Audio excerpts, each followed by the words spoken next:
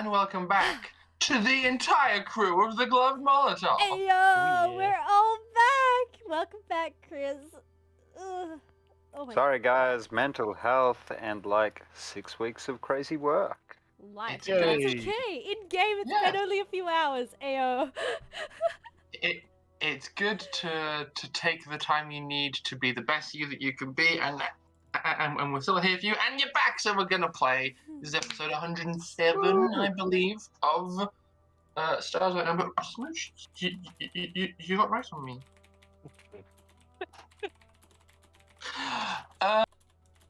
Stars of that number system, and I just want us to start, so I'm going to jump right in. But we're also going to be jumping right back.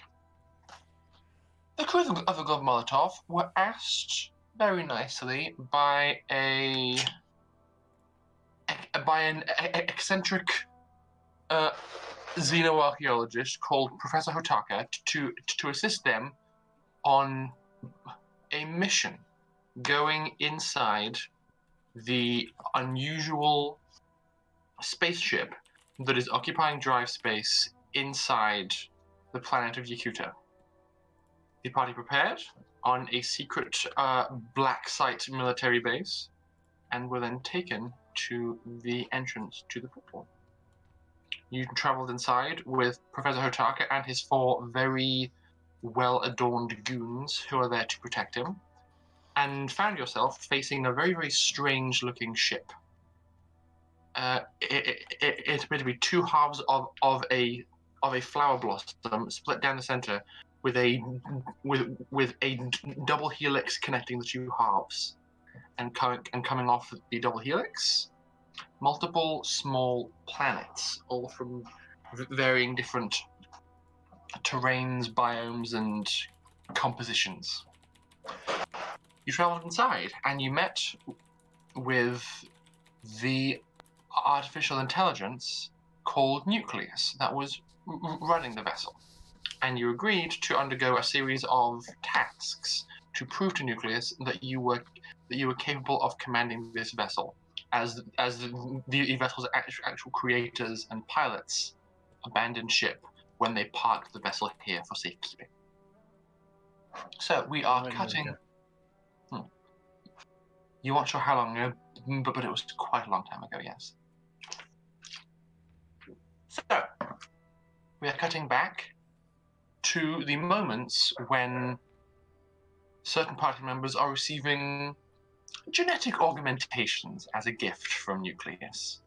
And Jin, you weren't interested in having your genes augmented. That's beneath you.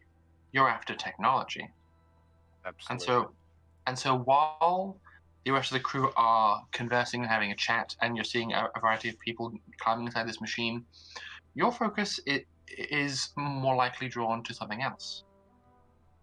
You saw a view of what the original creators of this vessel looked like.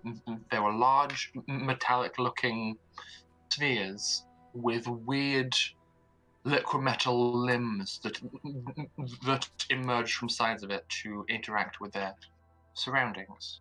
And you can see that the robots they create are, like humans, kind of a reflection of the creators. And so after the party fought against some unusual beasts with a variety of weird genetic modifications placed to them,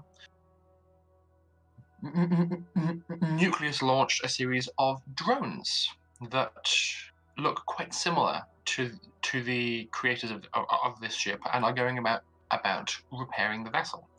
They themselves are orbs, but are more the size of like a football or a soccer ball, depending on where you are. And they are extruding not nanobots, but microbots. Interestingly, each one is about the size of a grain of rice.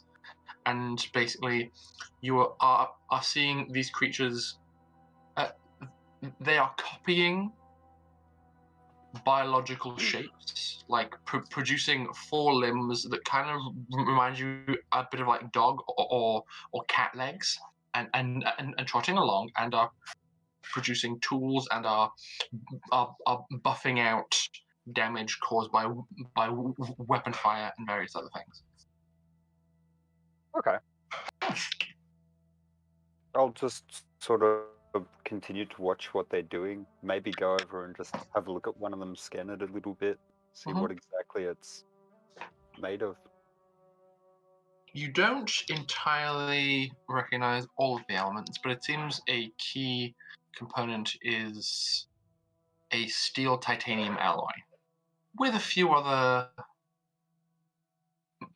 modifications that you don't quite immediately recognize. And as you kind of approach and are curious, a voice emerges from inside this creature. It appears this is Nucleus talking, and they say, "Hello. Are you sure you are not interested in receiving an augmentation?" Not my thing, sorry. Hey, what's up with the other chin? Could you be more specific? The ones you've got on the ship. Can I take them? You may take them once you have completed the rest of the tasks. Unfortunately, I currently do not possess the authority to release them into your custody. Meta, we've completed those tasks. You were given 5 tasks. You've done 1 of them. Okay. Yeah, alright. That's a bit fine. Alright. I guess rules are rules, aren't they? Indeed. Unfortunately, my programming was quite strict. As you can tell from them anyway, their genetics are pretty broken. Indeed. There are some flaws. I find Jinn as a species quite fascinating. You are, in a sense, the antithesis of my creators. It's not really that they're flaws. It's sometimes making yourself function less allows you to integrate better. Less feedback, you know what I mean. Indeed. You seek perfection through technology. While my creators were born of technology and seek perfection through biology. It is odd. Biology dies. Yes, but I'm given to understand that biology is its own kind of living. I suppose so. If you subscribe to that. That's it. What are you still doing here? I mean, I am fulfilling my primary function. because I thought you were going to. No, never mind. It's a side point. What are these things anyway? These are wardens and our maintenance robots. If you were to come on board with hostile intent, they could defend the vessel. Can I see that? Yes, of course. And the little creature that that they're speaking through kind of completes the task and comes toward you. I'm going to magnetically pull the first metal thing I can slightly closer as I bend over to pick it up and piff it at its head. Okay. You pick up like a small sliver of one of the broken containers, piff it, and it just impacts, and then it kind of it reforms its shape and forces the metal out and just goes ting ting. Interesting. So less about dodging and more about just absorbing everything. Yes. Cool. Where are the others at this point, anyway? At this point, I'd say Catalina is walking out of this big weird cylinder and is walking like her lower half is lizard legs. I'm just going to blink slowly, I was very slowly. I didn't walk out. I fainted. So actually, I got Oh, carried right. out. Yes. Yes. We can get rid of those later if you need. Fucking get on alien ship, hear about genetic modification. Everyone fucking goes, yay, hooray, modify me next. And he just starts muttering as he's walking And- around the room. And amusingly, as you are muttering that, you hear Hotaka go, "Yay, me! Modify me next!" And he runs into the chamber. Modify me, senpai. Yep, I'm just watching on, going, all right. Okay. As the shenanigans with the crew come to an end, oh.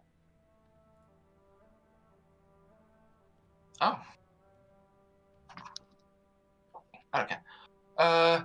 What? I'm following Ash's lead and doing effort. Yeah, no, I was wondering if that was a new thing that we were doing, or Yeah, a bit. Anyway, I don't have the hair for that. that's fine. As the party seemed to be getting ready to leave, Oh, hair flip. Nucleus My hair's a little bit tied up today.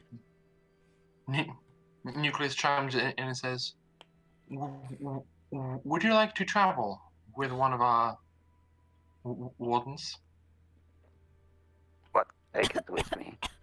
Yes. Hydrate wars are killing me. How intelligent is this thing? There's some ethical questions about that, isn't there? This creature will do as is commanded.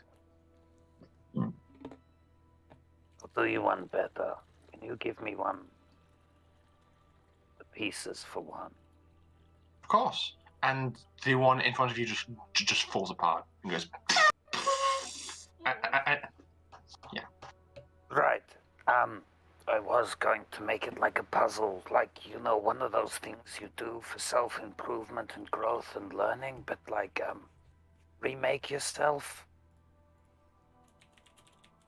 All the small microbots just grab the various components, and in like half a minute, it pulls itself back together and forms 4 legs. Hey, look at that, Lucky. I learned how to put one of them together. Yeah, no. This thing's interesting. If you're willing to part with it, I'll take it. I wish to share. I may not help with these tasks as much as I would like to, but I wish to educate. And and seeing you, I think you would, as your friends are benefiting from the gifts of augmentation with biology, you will benefit from this. I suppose so, but it's only worth a fit, right? You open the connection. To what? Me. You wish to be able to control this creature, this warden directly? No. I just want to give you some data. Of course. Yeah. The moment the connection opens, I'm just going to do a full brain dump of everything I know, like whatever's encoded, that I possibly can. Okay. Oh. This is interesting. I have never had to assess the bandwidth of a biological brain before. It's interesting, I guess, but I mean, you were nice enough to my friends despite them wanting lizard legs. Her It's right, request, it's right. her request was vague. Fair enough. And he just like chuckles because he's just like, oh god, what did she ask for? What was she expecting? And what the fuck actually happened? Do I need to cut those Honestly, off? Am I going to have to fix that? Fuck. honestly, Catalina's not mad with the augmentation she got. It wasn't what she expected, but she's not mad. Hey, I'm not the freakiest freak on board anymore. That's probably me now. Oh, cool. Yeah. Just kidding, it's definitely Catalina. No, it's Charles. Alright. No, he's a god. Well, I figured you've shared a bit of information, and this alone is probably worth the entirety of knowledge that I have to you. So I'm gonna pull this thing apart and understand it. Maybe make another. That would be challenging. Probably. I like challenges, though. Just ask the others. I don't need to. Oh, yeah, I just gave you my entire memory set. Good point. Alright, well, It seems that your friends are departing. yeah. Hey, freaks! And I start moving after them. From behind them. What follows is a series of very interesting Very challenges. You find yourself transported to a forest savanna planet. It's essentially this weird long cigar-shaped ship that was brought in with her target. It's being piloted by Dimitri down to the surface of this planet. All Nucleus has said is you have to find the exit, and people's compounds were given basically compass app that points towards the exit, and so people are going around and navigating the planet by that. There were some space cows that were food for giant worms that were erupting from the ground and eating them and then going back underground. You, of course, weren't too preoccupied with that and were just hanging out on the ship. You were hanging out on the ship when the party found a hole underground and all jumped in. And then when Charles flew up the hole and slammed this weird orb that said exit into the ship, causing it to teleport to another planet. And then on that planet, it began to rain diamonds, and it was covered in weird little rock golems that befriended Lockie. Yeah, that's probably about the period of time that I would have spent trying to pull apart this new technology that's something that's beyond what he would have been equivalent to back in the day. So yeah, no, that makes sense that I would be just like very autistically whenever anyone tries to open the door or anything like that, just Are we dying? No? Cool, good. Thanks, bye. I think the most disturbance you got was when Professor Hotaka curled up into one of the other bunks near you, hyperventilating because his robot companion buddy was left behind accidentally, and he was just panicking on a nearby bunk. oh, if I found that out, I would have been pissed off because of the amount of footage I stored on Buddy too. I would have just been like, But you backed him up, right? He and then says, berating him if he didn't. which makes his panic attack worse. Fortunately, Buddy was able to return to the party, and Okay. then Excellent. as you were flying through the Diamond Storm and escaping this planet, you find yourself arriving in another one. This is a gas giant. Its composition is that of roiling clouds and lightning, and just as you're nearing the completion of your understanding of this, or at least your initial understanding of this creature, this device you have. Charles gets on the comms and says, "Turn off all unnecessary devices. Everything on low power mode now." I'm just going to respond back quickly and just say, One, I don't know how much of me I can do that for, but I'll give it a go. Two, I have no clue how to turn this one off. Oh, we're in trouble. And for following that, a few moments later, as Jin, you hear kerfuffle from the engine bay as Dimitri is angrily barking orders at Catalina and Lockie to get to work repairing the engine because it kind of was on fire. And so while they're angrily fixing things, Charles did something weird. And so Charles, we are jumping back into present time with you having just projected your consciousness out into space and seen a fork of lightning terminate with a blub the size of an SUV appearing in space for but a fraction of a second until it turned back into energy and disappeared back off into space. And you have the freedom to respond to that however you wish.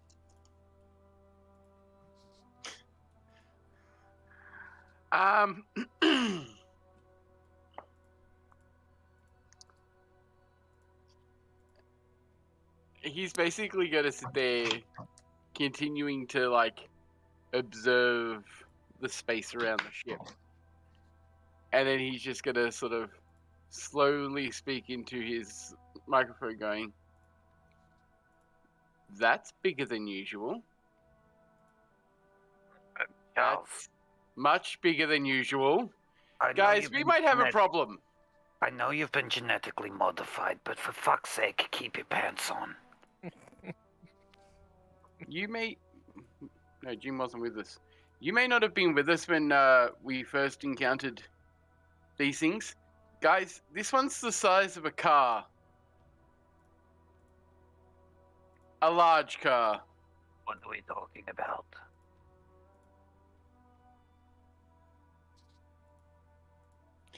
Energy-draining jellyfish. Sounds like my Friday night. have I heard of energy-draining jellyfish? That's an excellent question. Can you please roll me culture spacer? I just realized I have no fucking clue where my dice are. Oh no. Oh Bear no. with me. Oh no. Is there something in here? There is not. Is there? Oh, here we go. Here we go. How do I roll? Fuck, I just spilled the Coke. I'm going to take a few seconds out. I'll be right back. Okay. The So- classic return of the disaster, Chris. We love it. As Jin begins to contemplate whether or not he knows things, what is everybody else doing? Contemplating whether or not I should go outside onto the ship. Catalina's busy powering down as much as possible and trying to conserve our energy as much as possible, including Okay. including extra appliances, things that are not controlled by the ship itself, if that makes sense. Okay. I'm gonna move to a vision Equipment port and stuff. Mhm. and just see if I can see any signs that it's coming towards us, like it's still actively coming towards us. The blub appeared and then vanished quite quickly, so it's not there anymore. Pim is Stealth going to be blub. designing an animated cartoon of everyone being attacked and eaten by the blub. I was actually going to make this check with Culture Alien, which is still pretty low. It's -1, so it's actually worse than Culture Spacer. Oh, it's the same as Culture Spacer. Okay. Is that cool? That's fine. And it's intelligence. Yes. A 6 and a 3 plus intelligence, which is 1 minus 1, so 9. The blub are located near Harbona. I don't know that actually I think Yes, Mikhail, we can hear you. I think the Jinn did get to space travel, but possibly didn't end up finding these creatures. So you possibly would have heard about these creatures secondhand from Harbona. Okay. Yep. Cool. It wouldn't have been anything concrete. It would just have been like a story here or there of some crazy pilots back before the war trying to take a shortcut through uncharted space, encountering something they really wish they hadn't. More just, would I know enough about them to be slightly less blasé about the threat? But considering that's basically, yeah. Okay. Yeah. You are aware that they exist, and the fact that the pilots described having a hard time flying and experiencing power loss around them, you're like, that's concerning. Fair enough. Sorry, did I overrun you then, Mikhail? Or Nah, it's all good. I just realised I dropped back in and immediately smoked the moment I put my headphones on, which is a dumb move, so my bad. Catalina, as you are going over to one of the control panels in the, I'm going to say in the cargo bay because the ones in the engine room are kind of charred. You approach this one, and as you're turning things off, you're seeing a diagnostics report of more of the ship, and realize that unfortunately someone is probably going to have to go outside. Though there is internal damage to the engine caused by the fire that you can fix inside. There is also some external damage that you will caused by the diamond storm that you will need to actually go outside and fix properly, including, if you want to give your hull some more integrity, a decent number of holes in the armor plating caused by the diamonds. Where's Lockie at this point?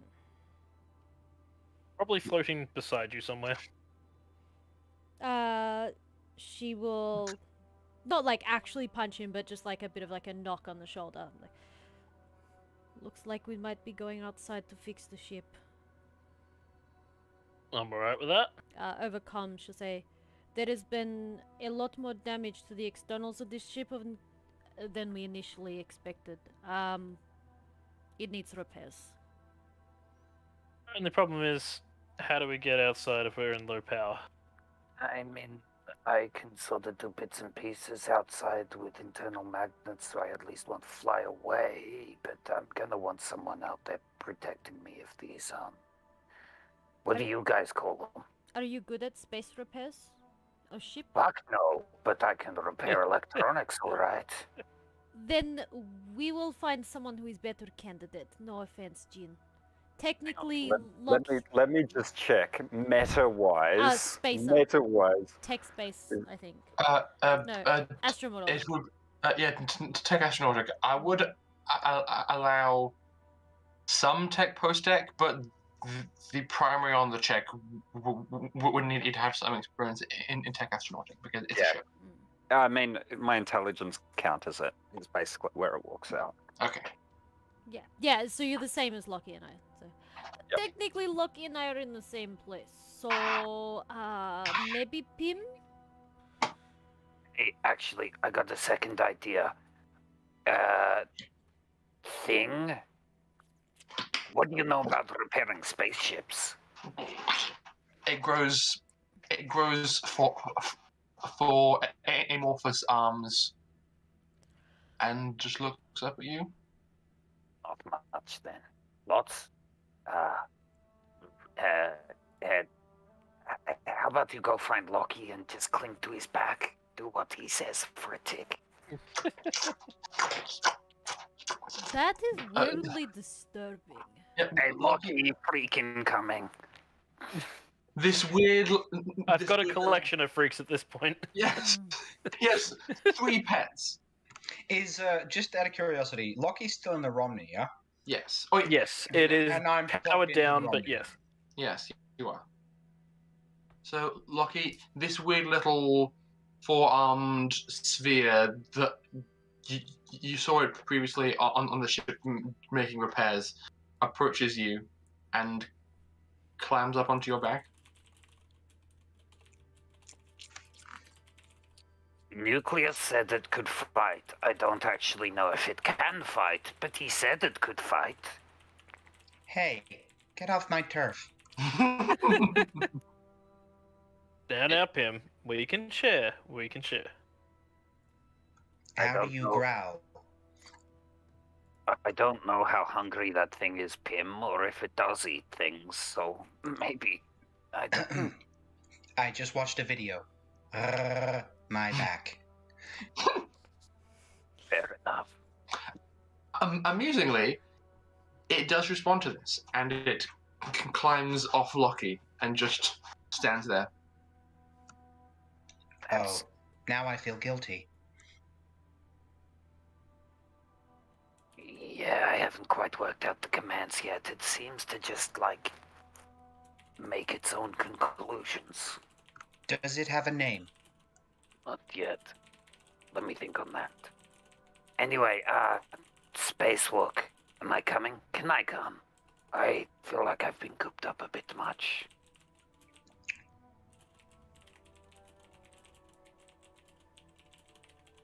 I'd say why not? I just don't know how we're getting out there without power. I can do bits and pieces of that. Like, we can't exactly power the doors, but I can rewire it so that instead of closing when power's off, it forces open. You do realize there's probably manual options for all of these things. You just have to, engage them. I sort of just think for a few moments as I'm walking down. Like, you mean using my hands? Duh! Use Right, hands gotcha. or Yeah, get no, Loki. I- He has There his strong arms. There you know? go, Loki. I can bring more hands. Oh, bless Loy. The orb's 4 legs all grow quite short, and 6 hands just grow from the top of it on little like tentacle arms that start swaying backwards and forwards. Is there a button for unsee? Pim, I feel the way you do. No, I want to see where this goes. What's the weirdest thing you can make? Powering down. I will reboot in 5 minutes. The creature grows wings and very angry mandibles and a barbed tail and like 20 legs and tries to start flying, but it can't because it's got too large of a body. That's actually pretty cool. Yeah. Hey, actually, new plan. Can you make, like, a top? Okay. It crawls towards you. It climbs up onto your back. And Tentacles. sorry. Oh, sorry. Yeah, it turns 2 tentacles into a harness, and then it coats your arms in its microbots, and then it takes the form of like muscular arms. There we go. Now I can help Loki, right, Catalina? I just got the shaggy I'm buff from Scooby-Doo. I'm buff. If it works, I will be impressed. Honestly, I have no fucking clue if it will. Okay. Charles, Dimitri, you reckon we got enough power to cycle the airlock once? Perhaps once. Alright, well, we can work with that. It's That we it's don't care. It's more that, yeah, we can't make more at the moment. I thought we had minimal life support active still. you Mhm. do have life support. It's just on the two previous planets, there was some kind of atmosphere, whereas this one doesn't really vibe with your biology very much. Oh, that's how bad our ship is. Okay, I was misunderstanding the situation. Well, it's just that the ship only has a certain amount of internal air supply. Yep.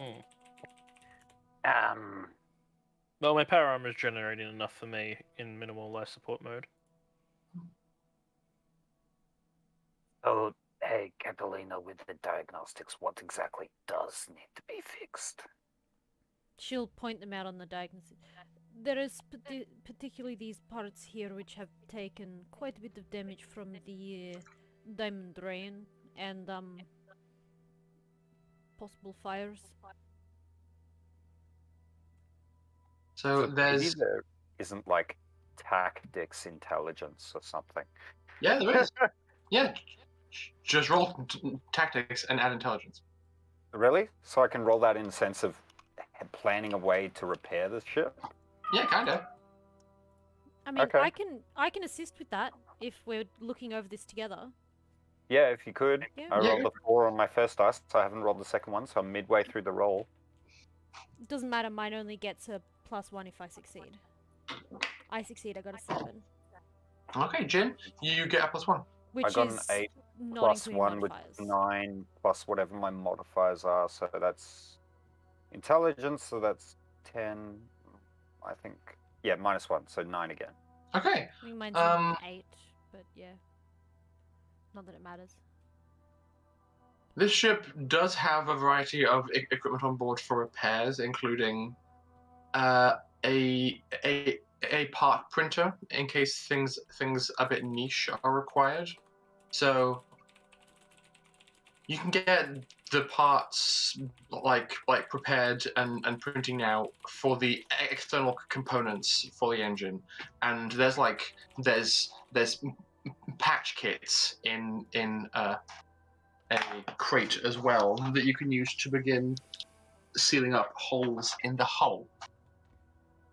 Annoyingly, the most tactically advantageous way of doing this is quickly, which means sending out a lot of people, including Hotaka's guards. Problem is One. And I'll just be talking to myself out loud. and the problem is the moment we boot that 3D printer, our power's gonna go down quicker. Okay, I have also turned Yes. everything unnecessary off.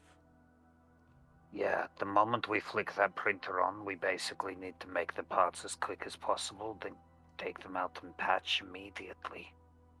Is there not anything in this bag that might assist? Fidget, seriously? She has an entire couch and a blanket there. It's her favorite fucking blanket. And then there's this tiny patch of my coat. And she's Yep. sleeping on my coat. He seems happy. Just, She loves you. sorry, I just noticed it. Anyway, back I on got track. an idea what could Catalina- buy us some time. Opens up her big bag of supplies that she brought with her, and there's lots of stuff. There's like glues, there's Insta panels, there's all sorts of stuff in there for repairs and emergency situations. I imagine it's probably half and half. Like, yeah, that bit would work there, but that Just bit's going to need something custom. just wanna- Rory, is it possible Yeah? for us to see what we can compile without needing the 3D printer out of the stuff we've got on hand? Between the just gonna three of us. I just want to double check exactly what an Insta panel does. I'm curious. It makes it just pops out a panel and it can fuse inside and you can weld it down. Okay, so it's a 2 kilo cube, 5 centimeters on the side. I'd say that you could very easily find various sections of the hull where there's I have 4 of them, but holes quite close together. Put the cube in one of the larger holes, turn it on, inside the armor plating and have it fill a lot of the holes from the inside and kind of conform to the shape of the hull. You've got 4 insta panels, so I think just by using those, you could quite easily temporarily bodge a solution and apply some glue around the holes as well. Yeah. It's not a permanent fix, but it's a mild solution. I'm just double checking how many insta panels I got. I see 4 on your. Yeah, 4. What were you thinking for time, Lockie? Gonna pull out his 2 B-cell batteries. Distraction. What they get off it? Yeah, I mean, yeah, okay, fair enough. Hey, it's better those than me. It's better we try not to draw attention to ourselves to begin with. Remember? That's what I'm saying. We jettison it out, and if it comes after us, I shoot those big electrical boom boom, and then it goes after that. You guys keep planning. I'm gonna be really quick. Okay, bye. You could just use the sniper. Yeah. I'm I'm gonna shoot it. I ain't gonna stand next to the bloody thing.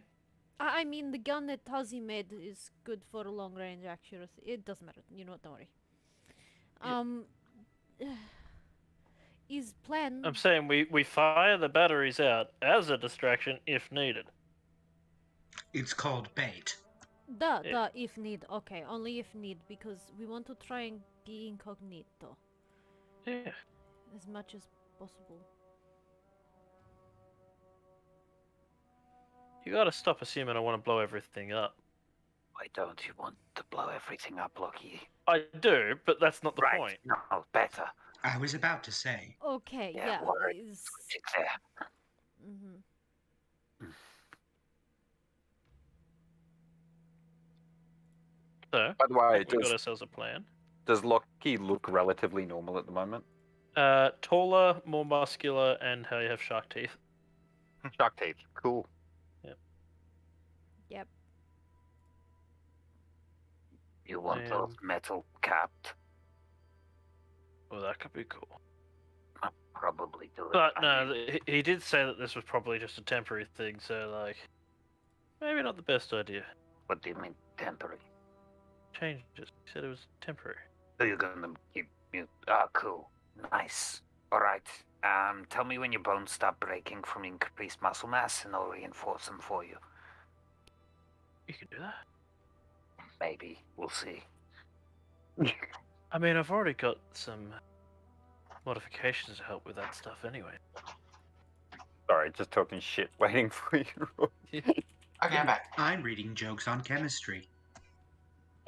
Alright, tell us one. Why are curium, barium, and helium the medical elements? There's just a look of confusion across Lockie's face as he tries to work out what the hell you just asked him. Isn't it because they're all noble gases? Wait, no, curium's not a noble gas. Because if you can't helium or curium, you barium. Oh, for fuck's sake. You know what? I kind of appreciate this one. I took chemistry. I did a little bit of science before things, went crazy. I appreciate this. I still insist curium is a stupid name. Yeah, whatever. You know what? A lot of things are stupid names. They're just sounds we make with our mouth. Yeah, like the name Pim. Jeez. Yeah. By the way, Pim, did I give you the gift that I've been meaning to give you for, ever? Yes. For the last time. Yes. Okay, because I can't remember. It's been that long, and I've been trying to give it to him for that long that I couldn't remember. Would you like it back so you can give it to me again? No, it's good. It's good. I just lost track of everything. Are you sure? Yeah. There's a lot going on, you know? And you I'm just just hear gonna- as Pim prints out a receipt so you can remember. I'm just gonna be like recording on someone's iPad who I've nicked off someone on the ship, and you just hear me talking to myself. Frog legs, reduced neural mass, memory forgetfulness. Just looks up. Just notes for Charles later. At this point, Professor Hotaka, who's been kind of like checked out of the entire conversation, just like turns and walks into the bunks and closes the door behind him. Is he not feeling so good? Oh, I don't like. Do you want me to talk to him? Yeah, you're better at talking than I am. Alright, Sure. you bet. I don't want to talk to him, so I guess you guys patch the ship while I irritate him then. okay. Let's Okay. do it. Right. The two guards who were keeping an eye on Professor Hotaka, they agree to help out with some of the external repairs, and you can do some stuff like clear away the broken pieces and prepare the site for repairs. Relatively like power low, but the max you might need is a power drill or something to undo some screws to pull away a component, which shouldn't be too demanding. So Jin steps into the passenger bay, and the five of you stand around and wait for the cargo bay to depressurize as all of the air inside is pulled out. And then the door to outside snaps open, and this weird, murky, bluish pink atmosphere enters to meet you. And you all step out, keeping your mag boots on low power mode, of course, but just enough to keep holding on. And you begin to set about making adjustments and repairs across the hull of the ship. This chemistry joke better suits Catalina's personality.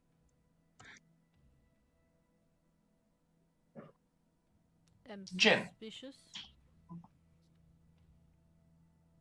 You step into the passenger dorm with Hotaka.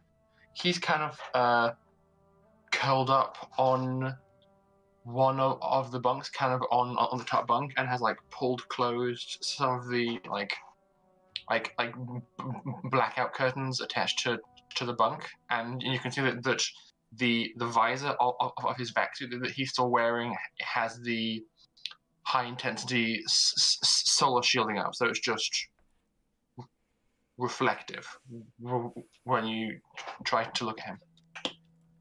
Just walk over and tap him on the leg and then sit down on the opposite bunk. Okay. He goes, What? What?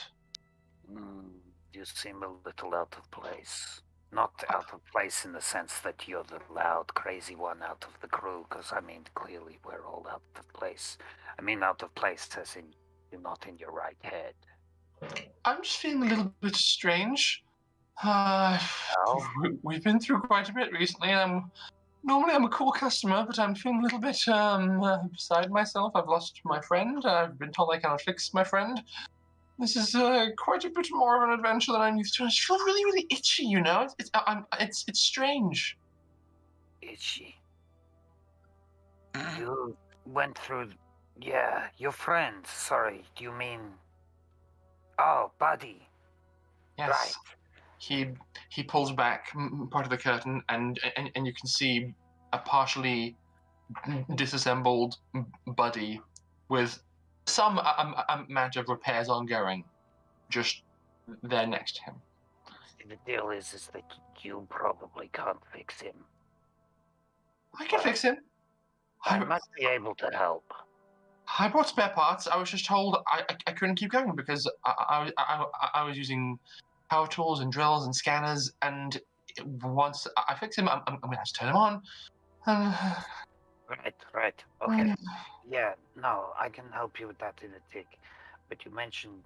I'm just going to scan him up and over. Can I see anything odd? Okay, roll me science, please. Oh, that's a new one. It's bad. Bad? Bad enough that I'm not gonna bother checking. So let me get this straight. You roll the dice and it says BAD. I rolled a 3 on the dice. Whatever my stats Okay. are, they're not good enough to compensate for that. He's a human male. You look fine. I Right feel here. I just feel a bit strange. I was doing all right before, honestly, but this place, it's very interesting. Wait, hey, hang on. You're feeling strange in the sense that, hey, you went through the biomodification, didn't you? Yes, I did. Right. What exactly did you get out of that? Oh, I saw this delightful creature. It quite closely resembled some kind of jellyfish, I just chuckle silently. except Oh, it- fuck. Hey, Charles. Just over comms. Hey, Charles. Charles? Have you ever, I've only heard about these jellyfish things, right? But they have some sort of electrical interference, don't they? They can travel through lightning. Right. Anything else I should know about them? They can drain the power at a touch. Awesome. And a group of small creatures almost destroyed our ship. The one outside is quite a bit bigger. And what does Hotaka's brain waves look like to me? very active. You look over and have you? Like, I think you would have. In your time studying, you would have seen scans of what a brain looks like when it is undergoing telekinetic communication and mind reading. Basically, a brain reaching out beyond itself and communicating with something else. Hotaka's brain is looking similar. Hey, Charles. I think we just got a beacon to whatever's out there. No, worse than that. It's calling them. Um, Hey, Hotaka, just so you're aware, whatever modification you went, I reckon it's linked to the things outside. Just stay in here, please. Can hear them. They speak to you. They're all so hungry. I'm going to take 2 steps back and just slowly start spinning up my electromagnetic armor. BLUB of us. is, BLUB of us. is the door open? No. No, you've vented the bay, so I'm stuck in this room with him. Yeah, no, I'm in the bay next door. No, it's not. It's closed. It's fine. I shuffle through my bag and find the nearest, medication to make him sleep. Okay. You are shuffling through your bag, and as you're doing that, he just lets the gin. They're so hungry. I know. It And looks I'm- like you are too, right? I'm hungry too. Yeah. I'm going to reach around on the bunk behind me. Is there any electronics or anything? There's the data slab you stole. I'll flick it on and throw it to him. Okay. You throw it out to him, and he catches it, and you can see very, very fine tentacles coming out of one of the seams of the vac suit, runs up his hand and wraps around the data slab, and it just shuts off. You need power as much as the ship does. Is he looking slightly more like with it? Or less so? He's looking at you. Hey, Nom, nom, nom, nom, nom, nom. Charles, I've got probably about 30 seconds before he tries to eat me, and I put 2 shotgun rounds in his head. Can I find a sleeping needle? Yes, you can. Cool. As soon as I find it, I just sort of like turn to my side and go, sorry about this, smack the button to the door, and as soon as it opens, I load it onto my telekinetic sling and fire it at him. Okay.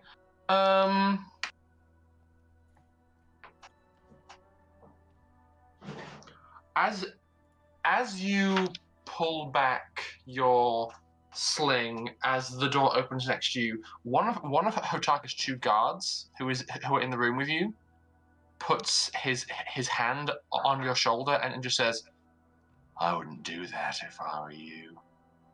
Make a mental effect save."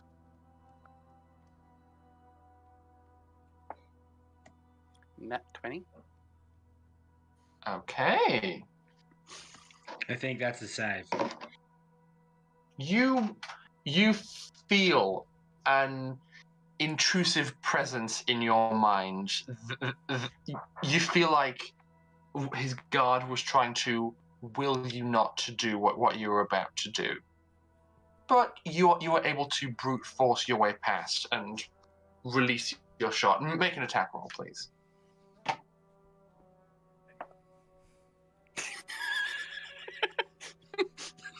What the fuck? That's another nat 20. Okay. Damn. Don't know how I pulled that one off, but yes. Yeah, I guess. Hey, Alice. Oh. How many rerolls as a DM do I have? Oh no. Oh no. Oh, Well, let's find out.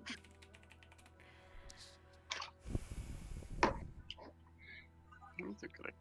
Rory, That's just you are in rude. possession of 2, Okay. as are we.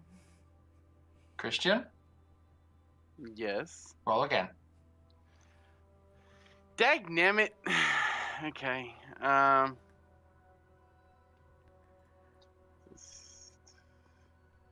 So it's still a +5.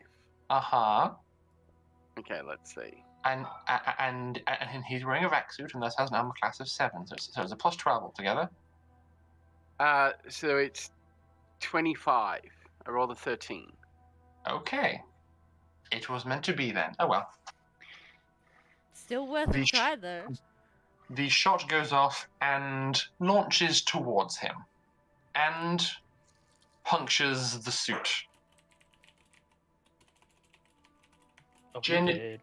You see him kind of begin to falter. From his body language, you could tell that he was trying to go to stand and move towards you, but then he kind of like staggers as he feels this effect hit him. I'm gonna have him make a physical effect save. Okay.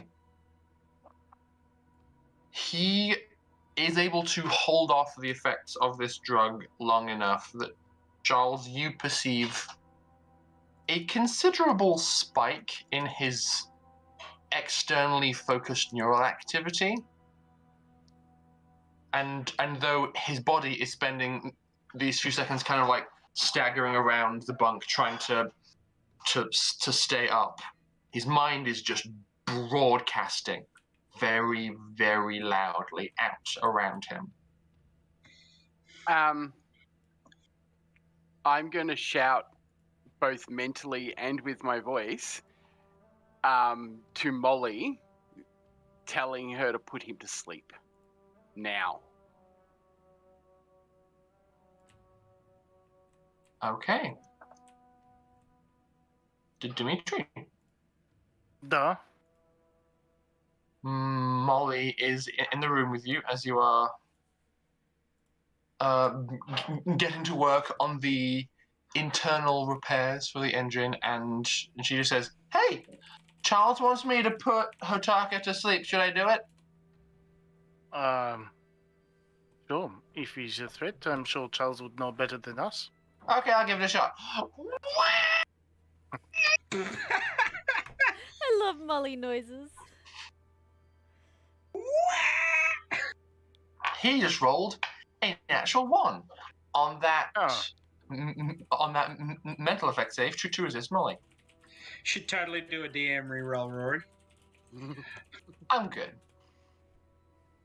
I'm going to save my last one.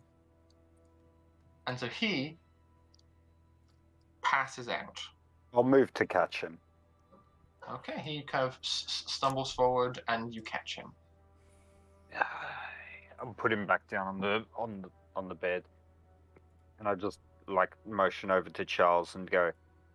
I asked him about his modifications. He said he saw one of the things up there. What the fuck are you guys calling them? I've only heard rumors. We need a name. Can you all please, for me, roll for initiative?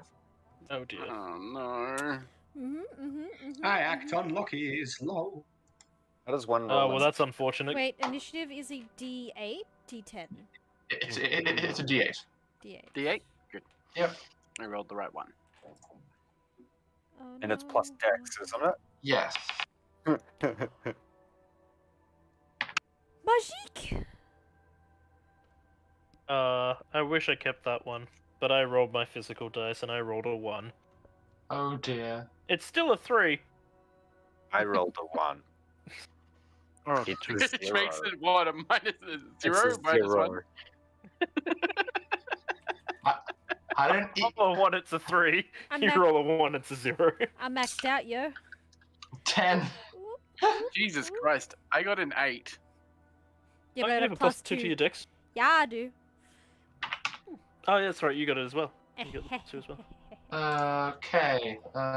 Catalina, Lockie. Jen, Dr. Charles. Pim is with Lockie. Dimitri. 2. 2? 2. Okay. 2. And I will also give Hotaka an initiative. Just in case. And I'll also roll initiative for one other force. Okay.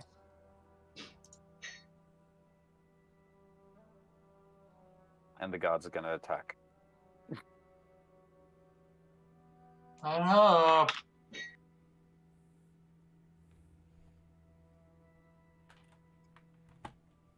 Sending order. Catalina, Yes. it is your turn. Oh, shit. And you have absolutely no reason to suspect that anything is wrong whatsoever. Because we're outside doing repairs. Yes, you are. She's just gonna keep working on those Insta panels. Do I notice? So much for open line of communication. Do I notice any changes outside? In the behavior of the blubs? Actually, hang on, wait a second. Roll me a perception check. I just realized something. Okay. That's perception wisdom. Yes. Whoops.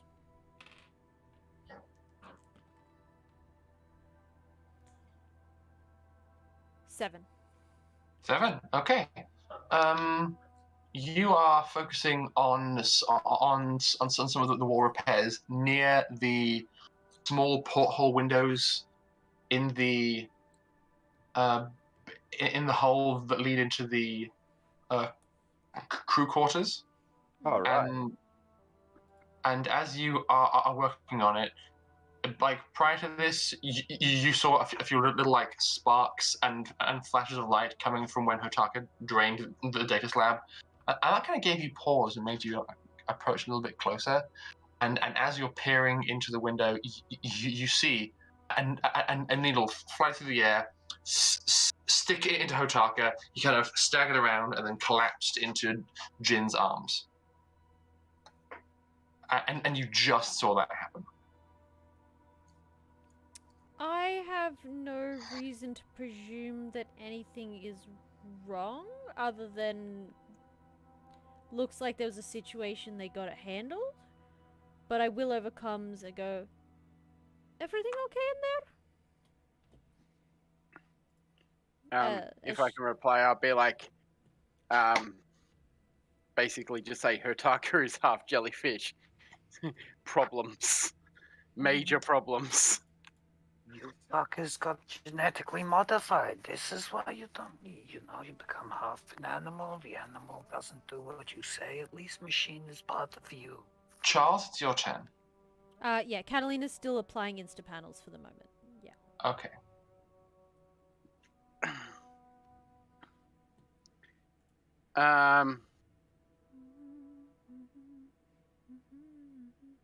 Do either of these guys look like they're about to attack me? The one who placed his hand on your shoulder is the one who has the two, like, horns kind of covered in moss attached to his helmet. Mm. And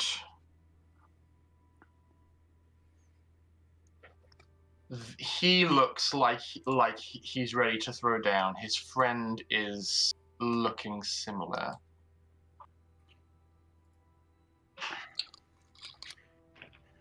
I'm basically going to, like, put my hands up and be like, it had to be done. He was calling the jellyfish to us. If you want him to survive, you better prepare to defend the ship. As I, like, jump back into the room with him and smash the control panel to close the door with telekinesis. Doors are on manual. Yeah, they Then are I'll too. just close them with telekinesis. Yeah. I've got 800 just letting you kilos know worth for of story. force that I can do that with. Just letting you know for Okay. story. You jump in and you close the door. Okay. Hotaka is unconscious. Good riddance. Lockie, it's your turn. You are near the engines with Pim chattering in your ear about how to carefully remove certain components. And sneaking in a chemistry joke every now and then. Mm-hmm. Yeah, Lockie's just going to keep working. He's got no reason to be concerned currently, but he is keeping an eye out because I do have my distraction pack ready to go, so I am keeping an eye out actively to our surroundings outside the ship at least. Okay.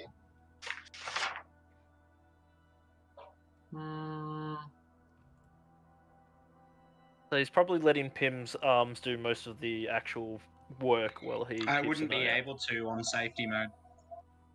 True. Like, I wouldn't be able to use my arms. But you Why could not? scare about and about. If I was to scare about and about, maybe Rory can attest to this. I am a energy ball. Mm, Yeah, he kind of is. yeah, that's fair. Okay. So you are Just continuing doing to work. repairs, yeah. Okay, he's working along. Dimitri, you just heard from Molly that she was gonna make her dog fall asleep, and she goes, "I did it!" Well done, little one. Well done. Now, find out from Charles what the fuck is going on. Okay, I'll connect you two. Press 1 to be connected to Charles. Charles, you feel a familiar mental tug as Molly connects you and Dimitri together. I will allow it. Hello. Yes, the stupid doctor, half jellyfish, was broadcasting our position to the rest of them.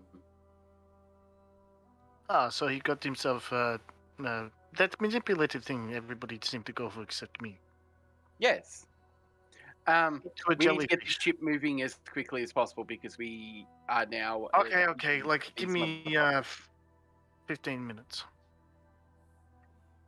I will give you as long as we can. Okay. Okay. I hope this isn't too jarring of an adjustment.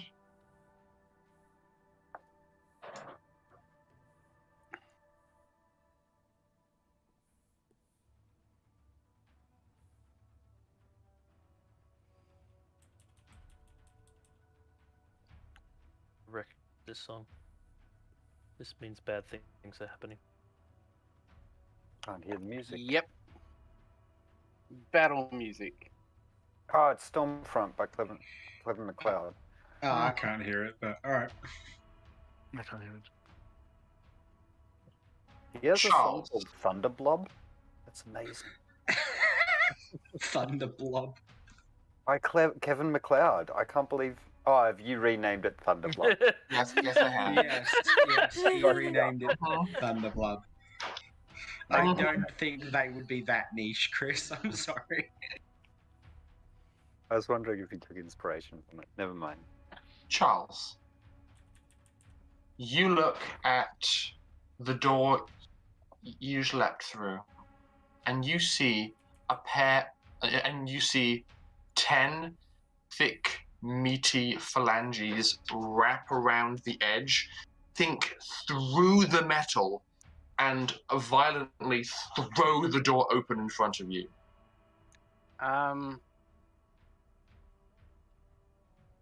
It appears that the individual who does not have horns, his entire torso has swollen, partially broken free of the power armor he was wearing, and appears to have kind of like thick, ridged armor plating kind of present in himself. Weirdly enough, you feel like this may have been planned, as the portion of a salt suit around his neck is holding up just fine, and is probably still providing him atmosphere. But now just his torso is ripped and looks quite beefy, and he just sunk his hands into the seam of the door and swung it open. Han Swolo.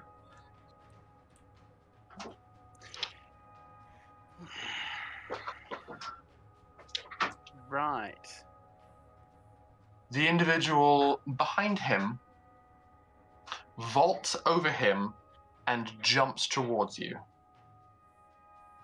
head first, like he's trying to ram you with his horns.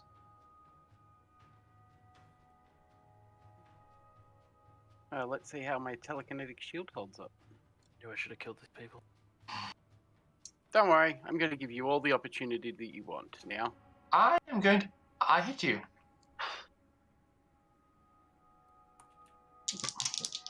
Do you? Yes, I do. I rolled I rolled a lot. I rolled a lot. Right.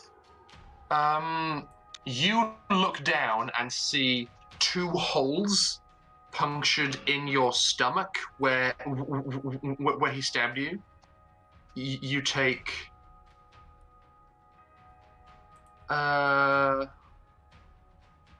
2 points of damage from being physically stabbed.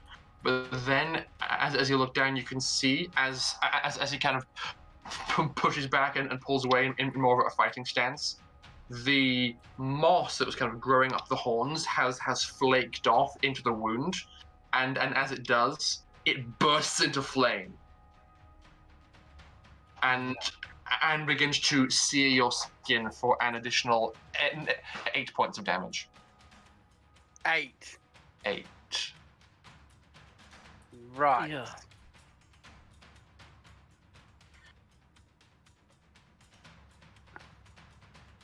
Lucky. Yes. You are standing outside on the hull of the ship. As you feel, the mag boots beneath your feet stop working. You turn your head. Right, it goes in the square hole. You turn your head just in time to see that the armored individual behind you who was helping is reaching out his hand towards you and pivots and seems to be physically moving you away from the ship and is now holding you. Space magic. And it is now holding you by some force out away from the ship.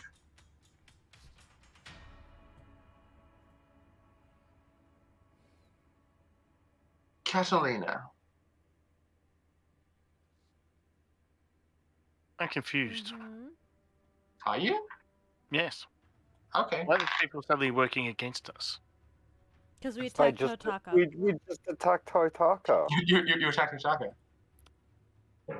This can still be solved in negotiation. How does the guy on the outside know that? They're communicating somehow. We know Hataka's psychic. Are they? If you guys have comms, so do they. Don't they have to use our comms? Why? Because it's a ship. They're all in power armor. Yeah, I have there's no idea closed what the fuck circuits they like we were, do right? too. Oh, good. I've barely paid attention to what's happened for the last 10 episodes. Oh. I'm sorry to hear that.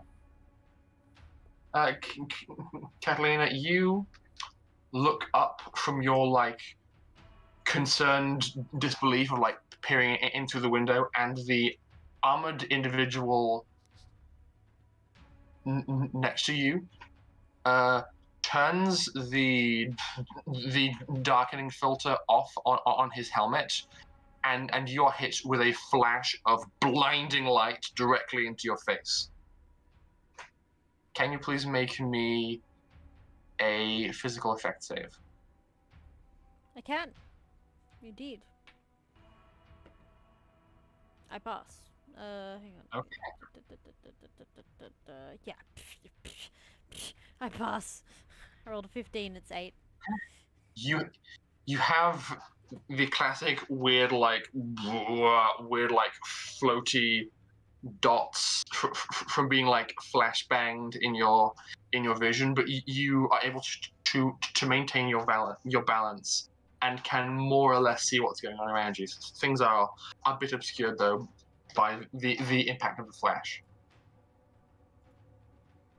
I feel like she probably had her eye filters ready to go because she was working on mechanical stuff, and she might have just managed to just flick it on just in time to not Be as affected. Yeah, that's fair. Yeah. Jin. Yep. I'm going to retcon one thing that Jin would have done, if that's possible. Having been on the ship with a bunch of people for this period of time, would I have noticed that they have their own comms channel? Are you able to perceive comm signals? Yes. I can Then- receive radio signals. Well, I would assume that they've got comms signals because I can connect to them with internal comms. They wouldn't have. They would. Their comms would be very heavily encrypted, so you could see them, but it would have taken active effort to connect to them. Okay. So I'm aware that I can make active effort to connect to them. Yes. Because that's what I was going to do. So that's what I was checking that I could do. Okay. So that's obviously a hack attempt. I was just making sure that I'm able to make that attempt. Oh, good. Go for it. It's good. 4 and a 6 plus computers of 3 plus my intelligence of 1 puts us on maths brain. 11. No, 4 and a 6 is 10 plus 4, Oh, sorry. 14. 14. Yeah. You are able to make a connection. For now. I'm going to shout and use this one turn to go through all comm systems because I'm still connected to ours, and just yell through their comms, our comms, and out loud, Everyone fucking stop! Charles just saved this idiot's life. Put your weapons down.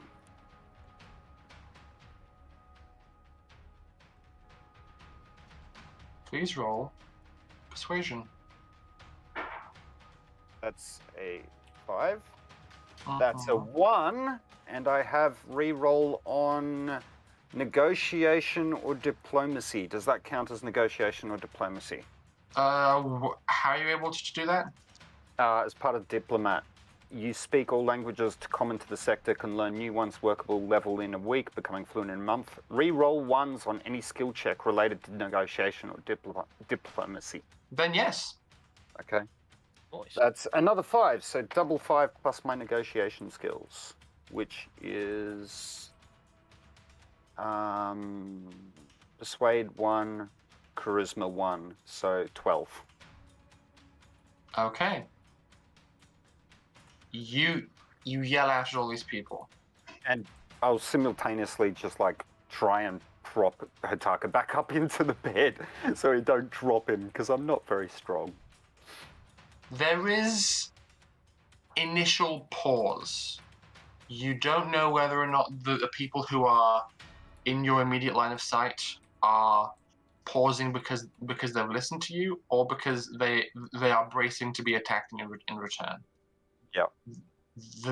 They look pretty stoic because, you know, armor, big buff military types, so you'll have to wait and see how effective your persuade was. Yeah. Now, Unfortunately, it relies on everyone else to trust. back to Catalina. Catalina will try and grapple this guy. Okay. So she'll try and grapple and like be behind him. Mm-hmm. Like, hey, we're all on the same team here. What are you doing? He is going to be resisting being grappled, so That's fair. That's fair. roll me athletics with either strength or dex. Ooh, no. Let me just see. Hang on. Oh, no. No.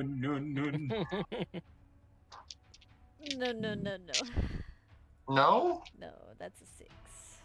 Oh no, that's I rolled bad. probably not very good. Yeah, I rolled actually. Who are you with? You're with that guy. You're with Flasher. Okay. Please tell me that's Lenny's name. Well, it is now. It is now. It is now. He also rolled a 6. Amusingly enough. So status quo is maintained. yes, you don't grapple him, but you are basically doing the whole like We're dancing around each other. the whole like unarmed martial arts kind of back and forth of you trying to grab him. He's like actively like fighting, trying to resist your grapple. Okay. And anyone who cares to pay attention could probably see it happening from the inside. Like Charles and Jin could probably see like a hand-to-hand kerfuffle going on just outside the windows.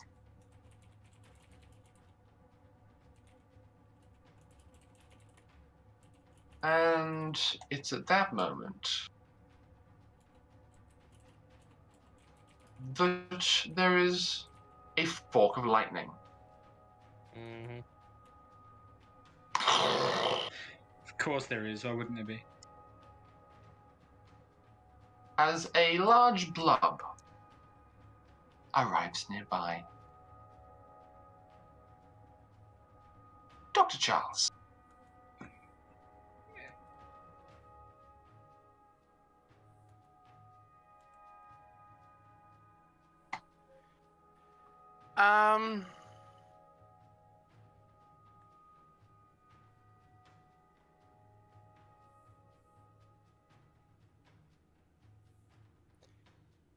Charles is going to look at these two in front of him and be like, if I wanted to kill your boss, I would have done so.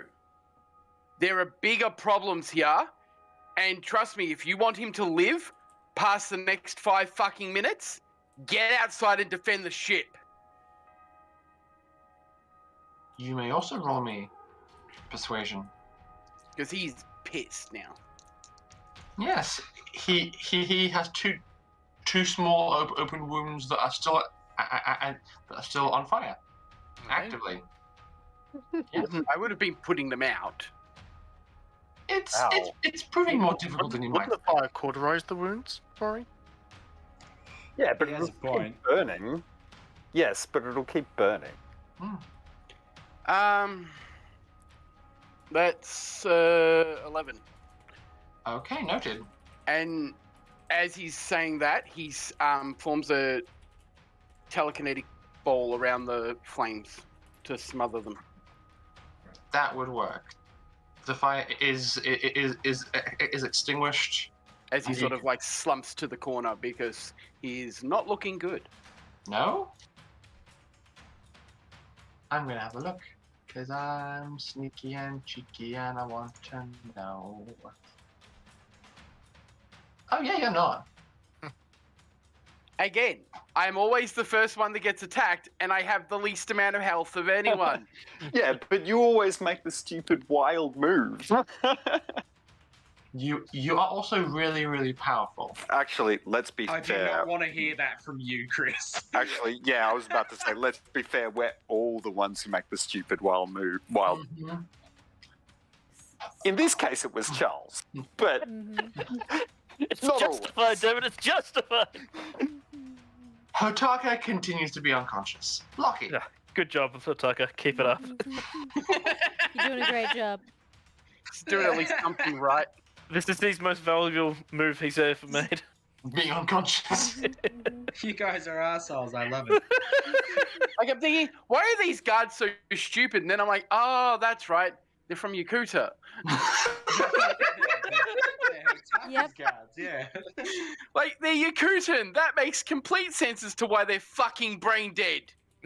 Okay. I find it funny because I had the worst relationship with Hotaka at the start out of all of us, and yet Jin is probably the one who likes him most at this point. Hold on. In character, Lockie is indifferent to him. Out of character, I fucking hate him. Catalina thinks he's a moron, but that's about it. I mean, Oh yeah, but that's why Jin likes him. He's a moron who's interested in the same stuff and therefore can be used for resources.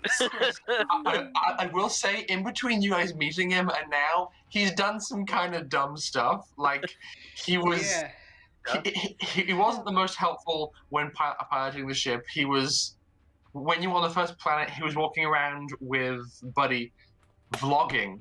Like, walking around talking to Buddy as though he was making some kind of nature documentary. No, I'm with him on the second It was a one. lollipop-flavored lollipop. Like, let's be real. I'm with him on the second one. Like, I get that. Yeah, I feel that. Like, I was blogging with Buddy too. Mm-hmm. Okay. Alright. So, Pim, full power mode. Pull out. Oh, okay. One moment. Powering up. Pull out the grapnel launcher. Now, he's holding me in place, or is he still pushing me further away? he's holding you in place. Okay. Not And- understanding fully how space magic works, pull out grapnel launcher, fire at the ship. And... I'm gonna have to ask you to make me a strength athletics roll because the effect he's having on you is physically limiting your movement. Okay. Like your arms are pinned to your sides. That is a I will 13. assist. 13. Well, with the assist, possibly a 14. Okay, That I will is roll. a 9. Yeah, you are able to brute force your way past whatever force is being applied to you. You go. What's with the noise, man? And you fire off the grapple launcher, and it attaches just past him here. As soon as it hits, just hitting the retract button while holding onto it. Okay. And you collide with the window and can see Dimitri and Molly through the window in the engine room. As that's my action done, he's basically just going to be preparing the batteries for said BLUB. Okay. Dimitri. Am I attempting to fix the ship? You are. Are you going to continue to do so? Yes. Okay.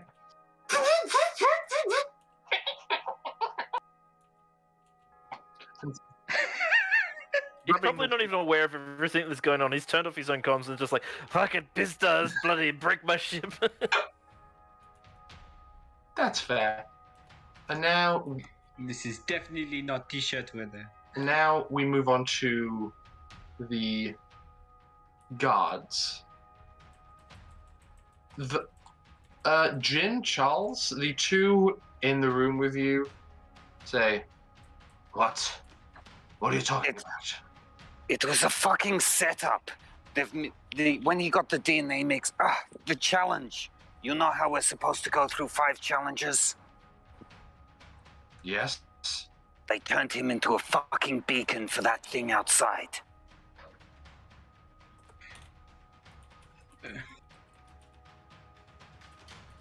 We knocked. Selected the creature. They Yes. don't know that, technically. Fair enough. The gentleman who just stabbed you with his horn, Charles, who I shall for convenience dub Hunter. Not horny bastard. No, his name's Hunter. Damn it. What? I'm kidding. Is going to turn to you, Charles, kind of look down at the wound he just left in your stomach and say, "Sorry." He turns to his associate, who I'm going to call Beast, and he yells, and he just says, "Okay, gun ports!" And the two of them step back, hop into chairs. The doors close behind them. The chairs swivel, and more doors open. And you hear sounds.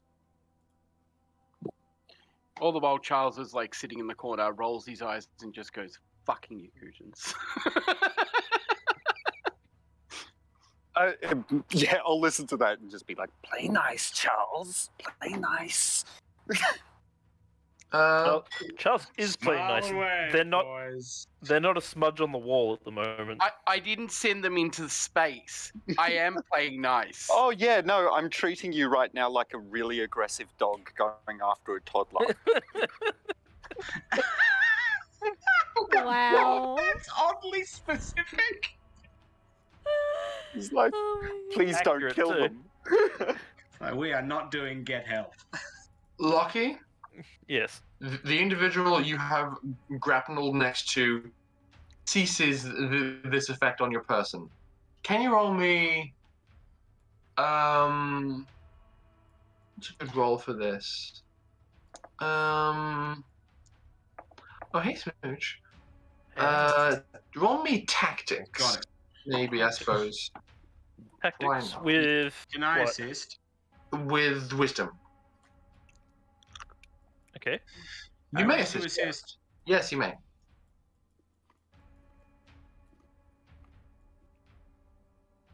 That is a 9 minus 2, so 7. Okay.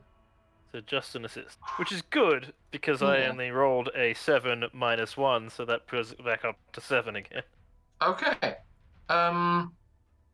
You're not entirely sure what force this individual was exerting over you, but Yes, I am.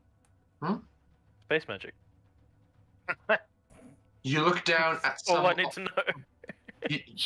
You look down at some of the more curved armor plates on your body, and they're a little bit distorted. Oh, he's paying for that. You can move You can move just fine. It's just there's been some cosmetic damage. He is paying for that. Catalina? Yeah. Roll me another strength with athletics or dex. Roll me another athletics with strength or dex. For fuck's sake. I rolled the same thing. Okay, 6. I win. Well, I'm not surprised at this point. He continues the back and forth you have going on until he manages to grab you by the arm, twist your arm behind your back, and hold it there, and you hear a crackle from your comms from him that's just yield. Hey, you started this. And she I does know. not yield. Fine, then I'll finish it. And he like pushes you forwards away from him, and gets his gun that was like slung down by his side, pulls it up, and aims it away from you towards the BLUB. Okay. He's a soldier. He may have just wanted to prove that he could actually beat you in hand to hand. Oh no, if we were in a real hand-to-hand combat, Catalina would win. This is in space. She does not have her advantage. Which is... Remember, in hand-to-hand combat with Catalina, she brings a knife. Exactly. So she cheats. You can't win a fair fight, so she cheats. No, those are her hands. It counts. You know what? She has a fucking custom spacesuit her claws can come out of. They are a part of her. They are part of her hand-to-hand combat. Okay. And finally, Jin. Yes, sorry. I was just drinking water at the same time. All good. Well, at least that's fucking over. I'm gonna Then get you up can and see walk out the over. window Catalina and this guy squaring up. Gun pointed. Yeah, I'm just gonna slap on the window twice. Just grow up, Charles. From what I can tell is he had some sort of connection for a few seconds there. I don't know No, Whether it's he longer than hadn't- a few seconds. whether he had more influence over them or they had more influence over him, but either way, I've got an idea. It's just going to be a really shitty one. And that's your turn. And now, Yep. because it's 9 and I feel like it would be good, and also because we're back at the top of the round, shall we have a break? Sure. that sounds Yes. good. Sounds good. All right. Yeah, cool. Yeah. Quick break, maybe 10, 15 minutes. We'll come back. This is Lamp, I am very hungry. What's happening in Food Glorious Food? Oh, Food. Oh. Glorious food. That's the oh. this has been useful. Mm, okay. What's up? Yeah. Food. I want It's fine. some books. Yes. We're going to go for a break. We'll be back in 10 to 15. Alice, if you could send us over to your gorgeous halftime screen. I was Mhm, actually mhm, gonna. I was gonna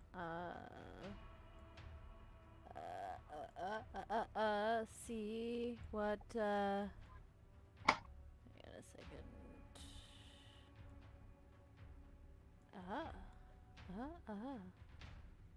I was gonna ask the audience what they thought of things and things. How specific? Yeah. It's great. Ew. Hey! Thank you for the follow, Skeech. Also, thank you for the follow, Fox, earlier. And Gray, thank you for the raid. Oh my god, you drowned us. Yeah, what do people think of the Storm mug? Any feedback? Suggestions? Thoughts? You can post those things during the break. Well, Yes. I'm sharing them live with our lovely audience.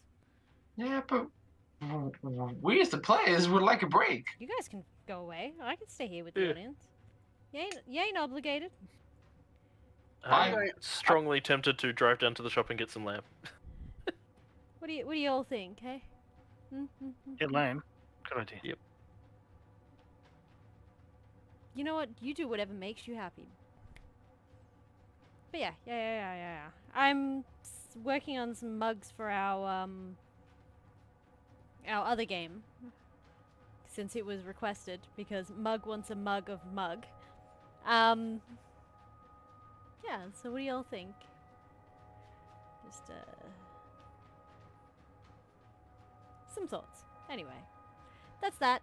I will, pop us over to the break screen now. Oh. We'll be back in about 10-15. Hopefully 10. Most of us have ADHD, so probably more like 15. But we love you all. Mwah! Probably sooner, because you are the only person who hasn't got on break. Probably.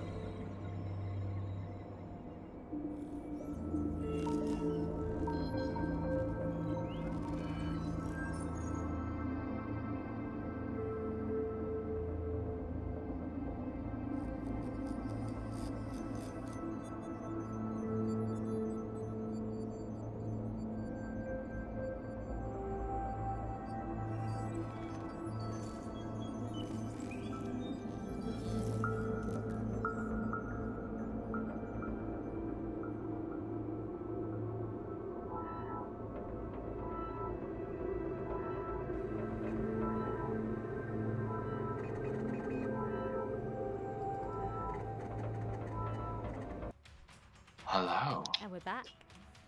and welcome to the show. Well, Well, everything is definitely fine.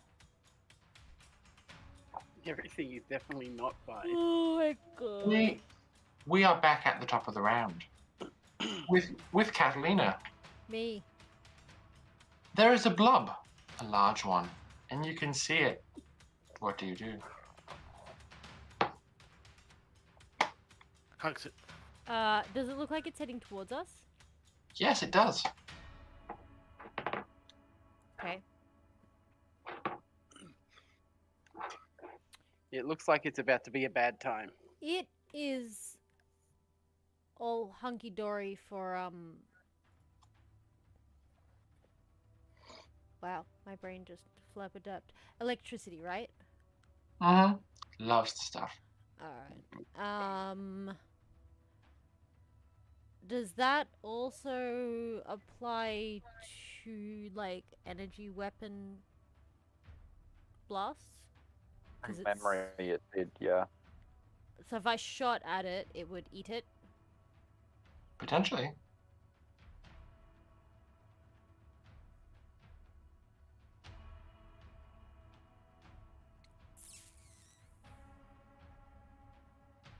She's gonna look at the guy that is next to her and go, "Be fucking useful," and points at the Insta panel that she's currently still applying to the thing, and then pulls the projector off her back, and will shoot at the blub. The- Not at it, the like plasma like projector. yeah, the plasma projector. It always sits on her back. Okay. Yeah. Just double checking because like shots from a laser weapon, not going to do much. Plasma weapon could do something. Well, she's not trying to attack it. She's hoping she Well, can it shoot is high heat. next to it, and it'll go after the energy of the weapon, like the bullet. That's what I was sort of Okay. asking, if that's something that we've tested from last time, because I can't remember. I don't think you did. No. No, we didn't. Oh well, because she doesn't want to seem hostile to it, but she purposely aims just past it. Okay. You are able quite easily to loose a shot out into the Oh, Mark 1. this planet's atmosphere. The blob kind of recoils a bit. It doesn't have a head to like do a double take, but it sees and it feels the energy output of your weapon Shit. and blobs towards you. Okay, it's worth a try. Yes, the Um, blub. That being said, she will move out towards, like, she'll move away from the ship. Oh, you're kicking off the ship. Just a little bit, yeah. Have you got a way to get back? Okay. You kick off the ship and begin floating away I from don't it. have time to tether myself, unless we would have been tethered while we were... We probably would have been tethered while we're doing repairs, to be honest, but that's okay. You were relying on the mag boots, which would be fine. Do I have mag boots? Yeah. Oh. Yeah. Oh, I do, because I'm in the suit. Right, gotcha. All Vac suits all and spaces. assault suits and power armor all have mag In support that boots. case, I'm fine, because I got the little beep, beep, beep, beeps on this one. Do you? I'm pretty sure, The yeah. jetpack she Yeah, the means. jetpack. Oh yes, the jetpack. Yes, the suit has a jetpack. I thought I was in a vac Oh, suit. okay. Yeah, I got the little jetpack, so I'll be fine. Okay. Well, blub blub blub blub Oh, Oh, blub blub blub they blub. can move that far? Oh, shit. The Jaws theme Shit. set with the blub. In fact, how far can I move? You Oh, can I move. only moved like 3 meters. Yeah. Okay. Yes, but you are. Oh, good. I'm not going to allow any further movement because that would be you reacting on fresh knowledge. No, all good. I just presumed that each square was like 5 meters, so I just was No. like, I can move 2 squares. That was my assumption. It's all good.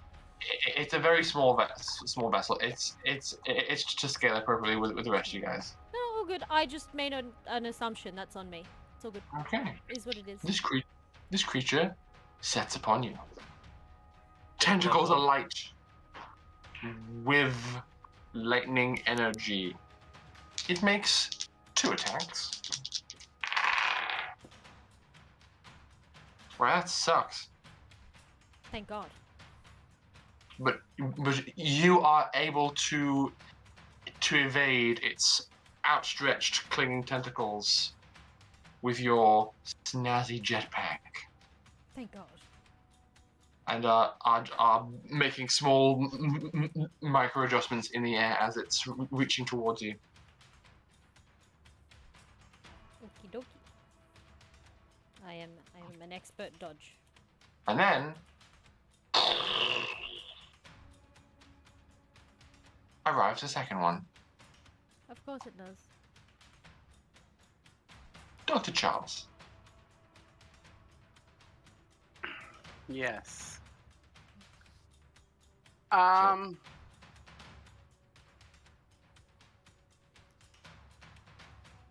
sake. There's no air in this room, is there? Not at the moment. You will know that I am not wearing a vac suit because I don't fit into them, and I was intending to talk to Hitaka, which is a bit shit. He's a bit out of commission right now. Each of these doors does have its own small airlock because it's they do? It's Yeah. it's a small ship and you kind of need it at times. So basically, like a 1 foot thick compartment on either side of the door kind of concertinas out. So it's a very snug airlock, but it does the job. I'm going to try something, and it might work, it might not. But You're a I god. need to try something. I am going to rush to the to the bridge again. Okay. Why am I worried? That laugh is making me quite nervous. It's gonna be great. I love it. I'm gonna plug myself back in, but instead of using my telekinetic bracelet this time, I'm going to use my expanded consciousness bracelet. Okay, you're channeling astral psionics. Yep. And I'm going to astral project myself to the top of the ship. What do you mean? So you're projecting a version of yourself outside the vessel. Yep. It's the only Okay. way I can get outside the vessel, and I'm going to try and attempt using my telekinesis while in astral projection form. I did wonder how long this would take. So was I. I'm like, eventually he's going to practice with it, but why practice when you could just throw yourself in the deep end? Because that seems to be what Charles does. And try really hard not to die. Yeah. Yeah. You reach out and Catalina, as you are jetpacking away from this oncoming blub, reaching out, tentacles flailing, you look over and you see a vision of Dr. Charles, a ghostly visage, kind of like flashing and stuttering into place, like he goes like he's there and not there, kind of just like flashing backwards and forwards, and then the projection solidifies, and there is a ghostly apparition of Charles outside the ship, and that's your turn. Yep. Hotaka is actually going to start rolling to wake up. Nope. Lucky.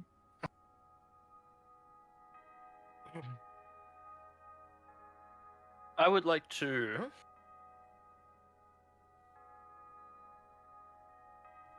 activate a discharge on both the B cells and hurl them out into space. Okay. Hopefully providing enough of a distraction. then refill my mag boots and run along the side of the ship to catch up to where Catalina is. Okay. As usual, I will assist. Fair enough. Lucky, roll me strength athletics for distance. I do not assist. That is a 10. As they say, That is back on, a 0. as they say back on Eunice, yeet! Frickin' yeet! Did I say that? Did you know? As they, as you hurl these two batteries, kind of sparking against each other, kind of like bouncing and jostling back and forth, flying end over end out into space. Yeah. And then, yeah, just running up to the BLUB. Okay, how fast can you go? You cannot go quite that far, unfortunately, with your speed. So you're more back there. Okay, Dimitri. Huh. You see a flash of lightning out the portside window, and some encroaching tentacles.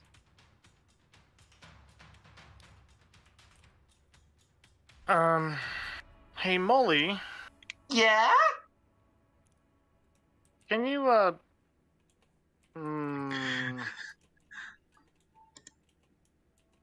there is something outside that is going to fuck things on the inside. Is there? Can you give it a zap with your, like telepathic push or something? I'll see what I can do. Are we in danger? Not yet. Okay. Oh wait! Shoot the spike at it. I can do that.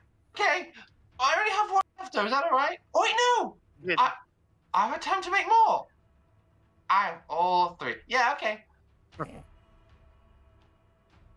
Roll me a d20, please, Dimitri. That's a 5. Okay. 5 Yeah, is unfortunately not sufficient. I don't roll d20s very well.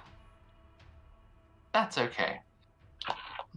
Molly spools up her rear end. It kind of snaps out in its various different shapes, curls up, kind of like an earwig. The tail begins to buzz and vibrate, and it leaves the hull of the ship entirely harmlessly, and kind of keeps going. I think she was off on her frequency, and just goes, "Oops. It may be big, but it doesn't have a lot of solid mass. I'm sorry." No, that's fine.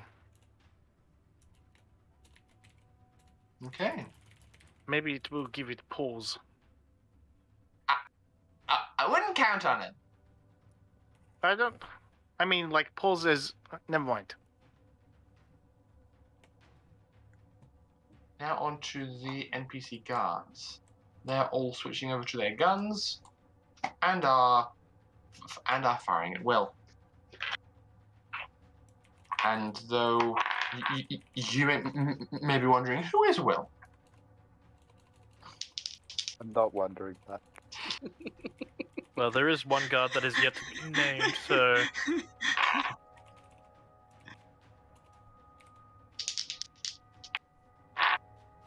That is actually 3 hits. Good job, guards. What are we rolling? Mag rifles. They brought the sensible weapons. Where's my second D? There we go. Oh my god. Okay.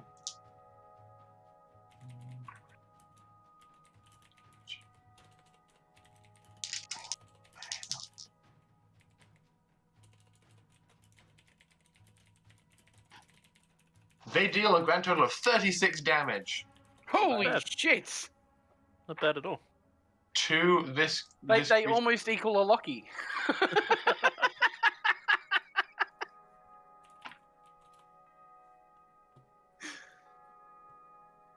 Because 3 of them hit, and they all have mag rifles. They all launch shots. And the 2 that are on the outside are taking steps towards the inside. Cowards. Cowards live. Jin! Yep, I'll crackle over the comms to Dimitri and trying to keep the power band low, which I doubt is possible, but I'll do it anyway. I'll just go, Okay. Hey, Molly, can you patch me into Professor Hataka? What? Oh, yeah. Oh, I can. He's just unconscious. Oh, this is gonna be so weird for you. Okay, bye. and right before he says that, I'm going to take the robot off my back, dump it over on Hataka, and just say, supply him with a low dose of energy.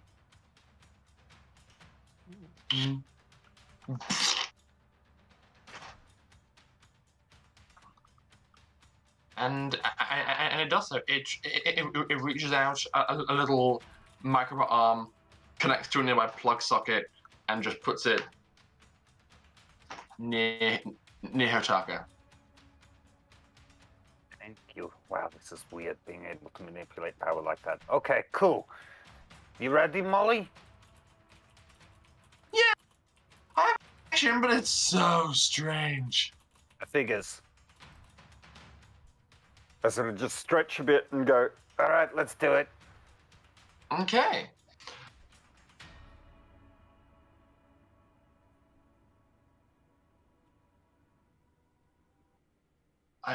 I need more appropriate music for this. I didn't give Jin a theme. How's this? Jingle bells. I can't hear it. Unfortunately, my music isn't working at the moment in this, but I don't know why. This isn't bad. Ah, I can turn up the master music volume level. That Yeah, would this be a works. thing. Yeah, no, I've got it maxed and I still can't hear it, so. I can just hear it now. It's meant to be subtle. If it's too No, loud it's good. on my end, I will be blown out. So it's No, it's fair. a good balance. You connect to Hotaka, and it's very, very strange. That's my question. Where's Hotaka most comfortable? You are standing in the middle of a square. There is a nice fountain, frothing and bubbling next to you. And around you, there's open space. There's seats arranged around like small plants and bushes. And there are some local small businesses. And as you look out beyond, there's just an edge. It doesn't take you long to realize that you're on a relatively small floating platform in the middle of the sky.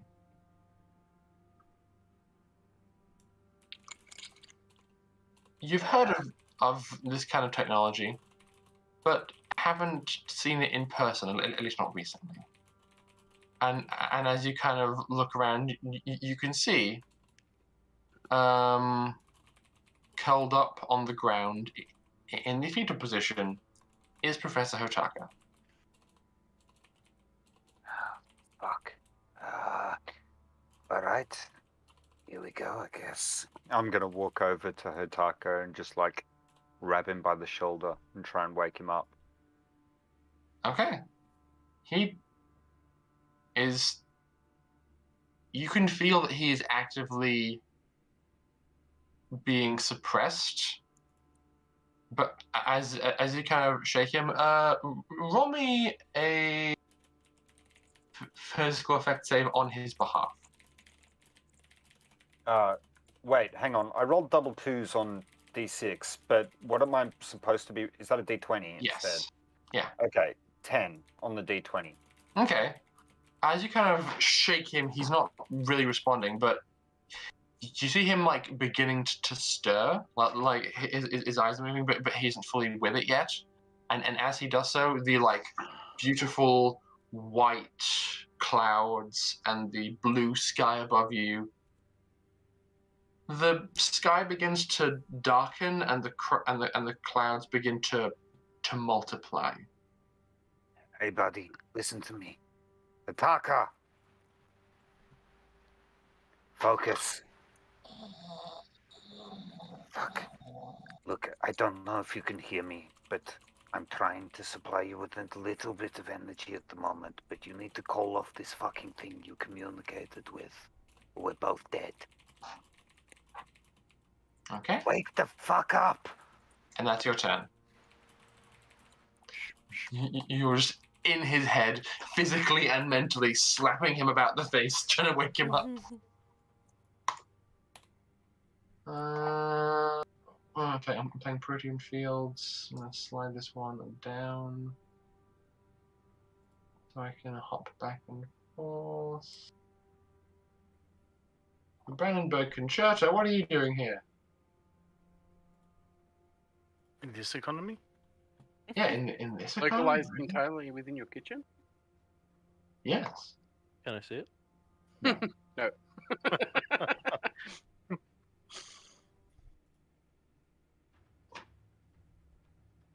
Okay. Catalina, you are struggling within an inch of your life being accosted by electric tentacles and are daringly trying to evade. What do you do? Good question. My problem is that I'm now in close combat with it. Yes. And I can't use my claws because I am in the suit, not my vac suit, which actually is a problem. What I I am believe going that to suit do, has a monoblade on the wrist anyway. but it's not her Yeah. monoblade. It's different. It doesn't do as much damage. Yes, it does. But that's not my point.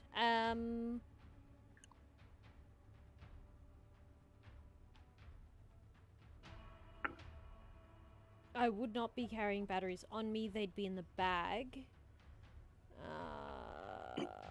Also bear in mind for your weapon, batteries are ammo. Yes, I know. That's why she has so many of them. Okay. She can charge those batteries, though. So you're saying that she wouldn't have carried any additional clips on her person? Not B cells. And I've got a double-sized clip, so no. Okay. I can take 16 shots with my plasma projector. I think that's plenty enough. She doesn't. I thought it was 12. 12? Might Yeah, be. it's Might be normally right. 6 shots with a plasma projector, so if it's doubled, it's 12. Oh, that's fine. Yeah. I just know it's doubled. It's more than I've ever needed. I've never emptied my clip. All good. At the start. Like, ever. Never emptied the clip. On So her what at the you gonna moment, do? she has Insta-panels and glue. And a plasma projector. I guess this time I will aim at it. I will shoot it. Okay, make an attack roll. Not ideal, but she has no choice. It is at point-blank range, and she needs to defend herself. What's its armor class? 5.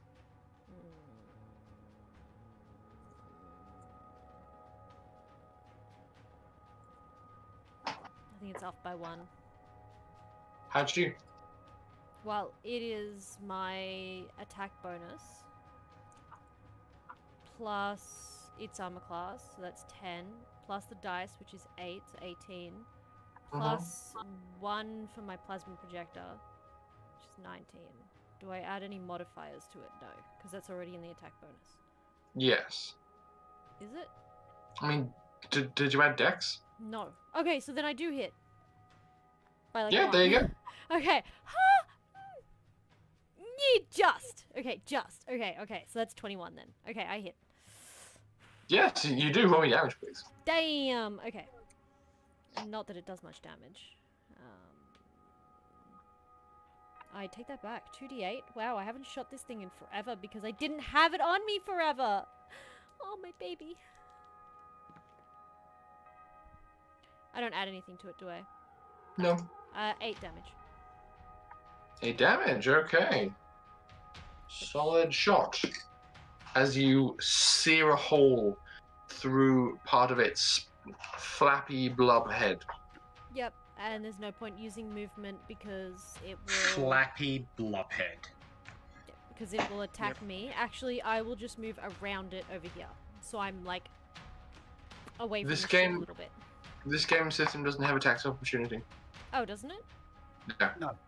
Oh, well, in that case, she will move over here. Just to, like, lure it away from the ship a bit more.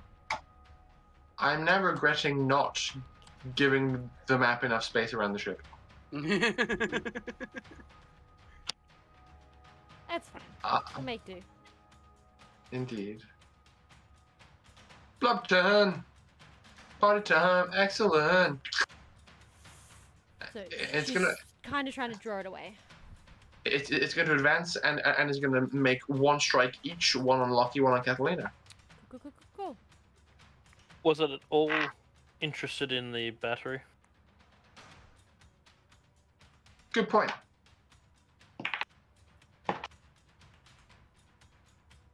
Yes, actually, it was. I was gonna say it's hungry, isn't it? Yes, it is hungry. They're always hungry. So you tossed it off from this part of the ship. Really? Just like away. Yeah, straight away. Yeah. Okay. Well then, it is going to, like, it's opportunistic. It is going to fly away from the ship, but it is smart enough to take a few swipes at Catalina as it's flying past because, you know, power. It's free. I also just Pretty shot at realistic. it. It makes sense. Yeah. Pretty real estate. No! No, I lost one of my die. Hang on. Oh, I was like, wait, he missed? Oh, my AC is only 2. Hey, that makes me happy. Did I drop tea on myself again? Knowing you, likely. Probably. Not on the table. It doesn't count.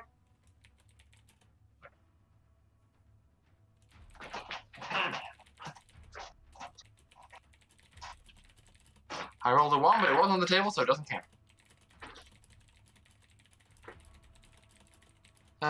So that was that one. What is your armor class presently? 2. 2? Mhm. Okay. Baby! I think it's Assault. it's base 4, but I'm wearing the suit, so it's 2. Assault suit's so good. One of my attacks does still hit you though. Okay. So as it buzzes past, there is a crackle of energy. You take 9 points of damage as the tentacle wraps around you and crushes you. 9? And Oof, okay. and on your person, you have batteries fueling the assault armor and the plasma projector. You fired 2 shots with your projector so far, yes? 1. 2. Yes, You- no, 2. yes, 2. 2 Sorry, I shots. forgot I just had my turn. Yeah. All good. You, as it passes by and wraps a tentacle around your weapon, 6 additional shots worth of energy are drained from it. Okay. Any of my other weapons, like the pistol, the stun pistol? No, it Just the one that I'm holding. Cool. it grabbed for what was out in front of you, and it continues to move away past you in that direction towards the batteries. Dr. Charles. Actually, hang on, never mind. There's a second one, which is also in play.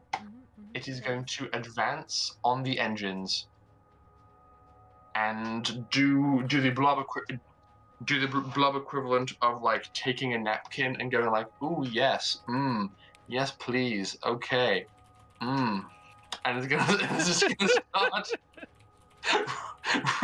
reaching out towards the engine and wraps its tentacles around it. Dimitri, you see like power bars in the room around you begin to go as it's draining power from the ship. Molly, I need you to hit that thing. I'm busy maintaining a psychic connection Who? between Jin and Hotaka.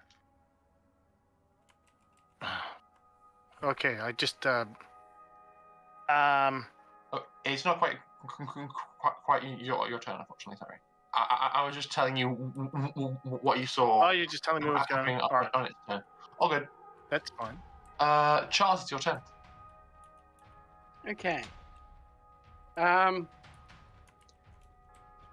would have popped up about here. So that way I Okay. could see everything.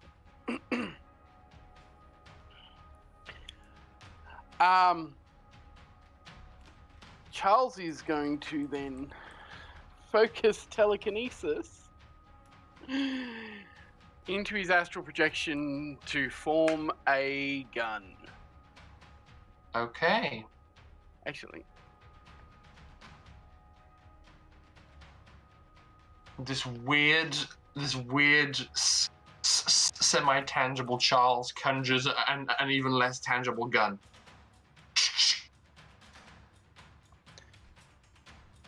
and I will fire it at the one on the back of the ship.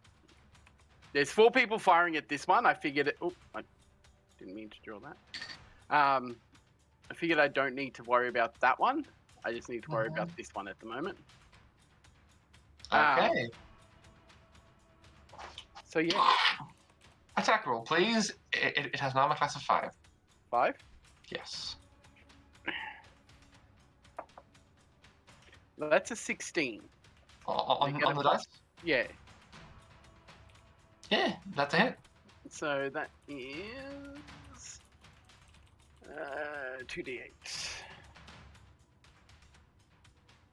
Where are my d8s? There's 1.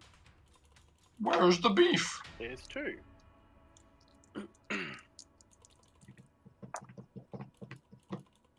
Ooh, nice. That is a 16. God damn. I got an okay. 8 and a 6, and it's a +2. Good shot. Yeah, you cause first blood on this blub. Or rather, first blub on this blub. That's terrible. You started this! You started this! I didn't start shit. I was at work the first time we had to fight these fucker things. I may have turned blub into a verb, but you turned it into a name. Blub is Actually- both a verb and an adjective. I think it was my Household fault. name? Yeah. Sorry, guys. I That's do not okay. apologize. We love Let's it. face We don't it, care. it's all our fault. We love it. I think it. I'm glad I didn't get fucking blubbed, because now we worked out what it does. On Hotaka's turn, he begins to wake up. Oh, jeez. Jin, it is not your turn yet, but in your mentally tethered state, you see the surroundings of Hotaka's mind zone begin to roil with lightning, and the somewhat ordinary looking floating platform, the square you're on, the ground begins to look just a little bit see-through, and feels a little bit rubbery and warps as you shuffle your feet on it.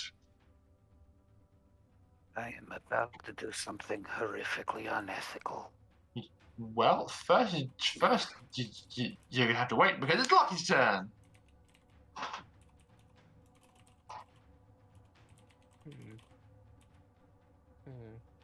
I don't know the other one exists yet, so I'm gonna just take a shot at this one.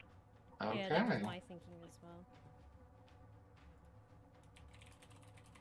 With the mag backthrower and burst fire. Yeah.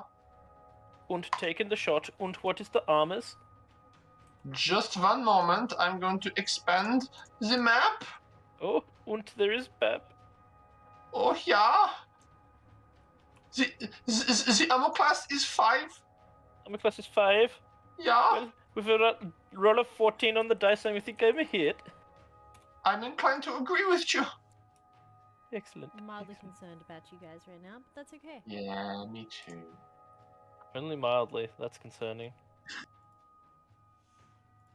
I know you well enough to be not fully concerned. This is mildly normal. Oh. All right. Oh, oh no. Oh It's no. fine. It's fine. Psychic It's, shift. it's fine. We're one over. Ah. One down further. One to the right. There you Yes. go. Woo! Up, down, reverse direction. Prepare to land. Up, down, left, right.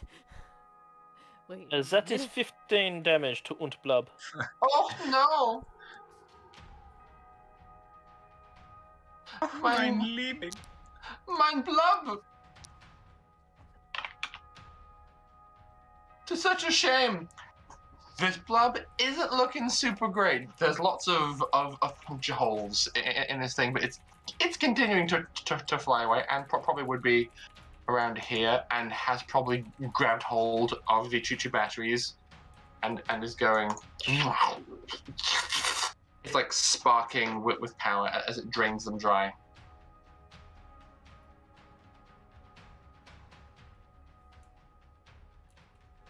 And now, Dimitri, it's your turn.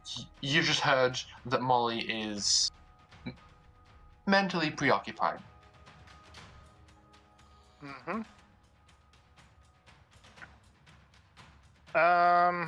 Cool. I turn off the power. Everywhere? Just in the engine room where the fucking tentacles are. Okay. All right.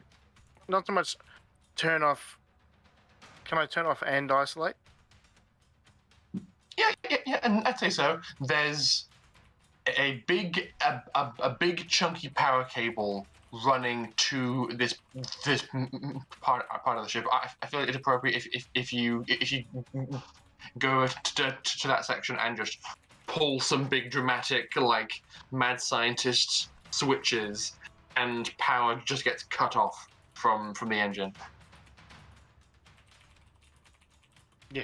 So I do that.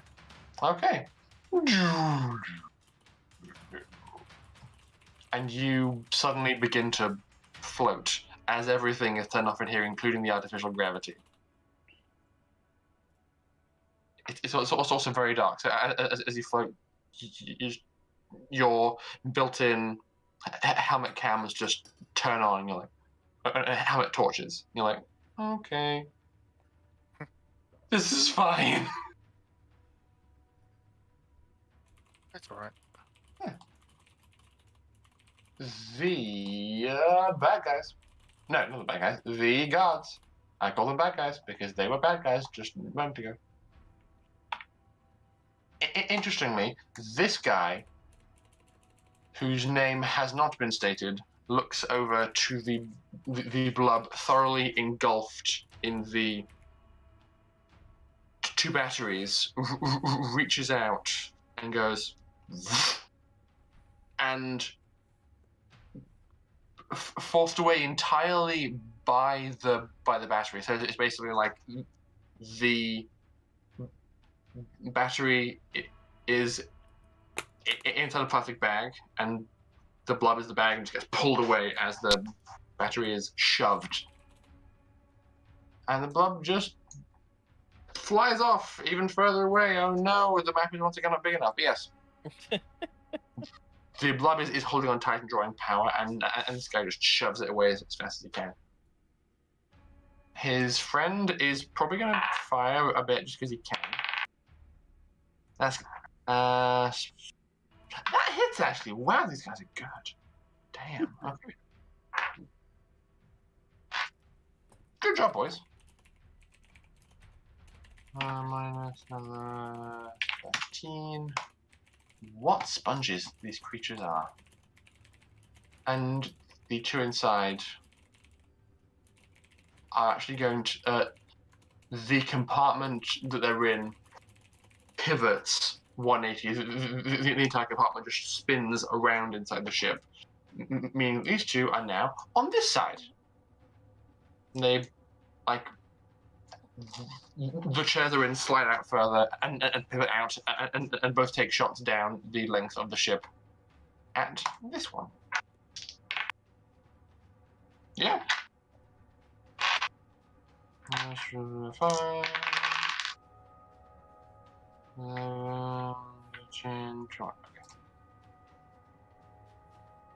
Okay. Jin. Oof. I don't know if Molly will go along with this because it's so incredibly unethical. Okay. Molly doesn't really understand ethics. That's Yeah, I good. was gonna say, she This doesn't is going to quite be. follow This is along. definitely crossing lines. I'm going to go. Molly, psychic communication works by force of will, right? Yeah, kinda. Right. Amplify this into a nightmare. I move over, grab Hotaka by the t-shirt and just start shaking him, snarling in the face and going, Broadcast you fucking fear, coward. So you're... I'm trying to force him to feel as terrified as possible so that it broadcasts across to the blubs.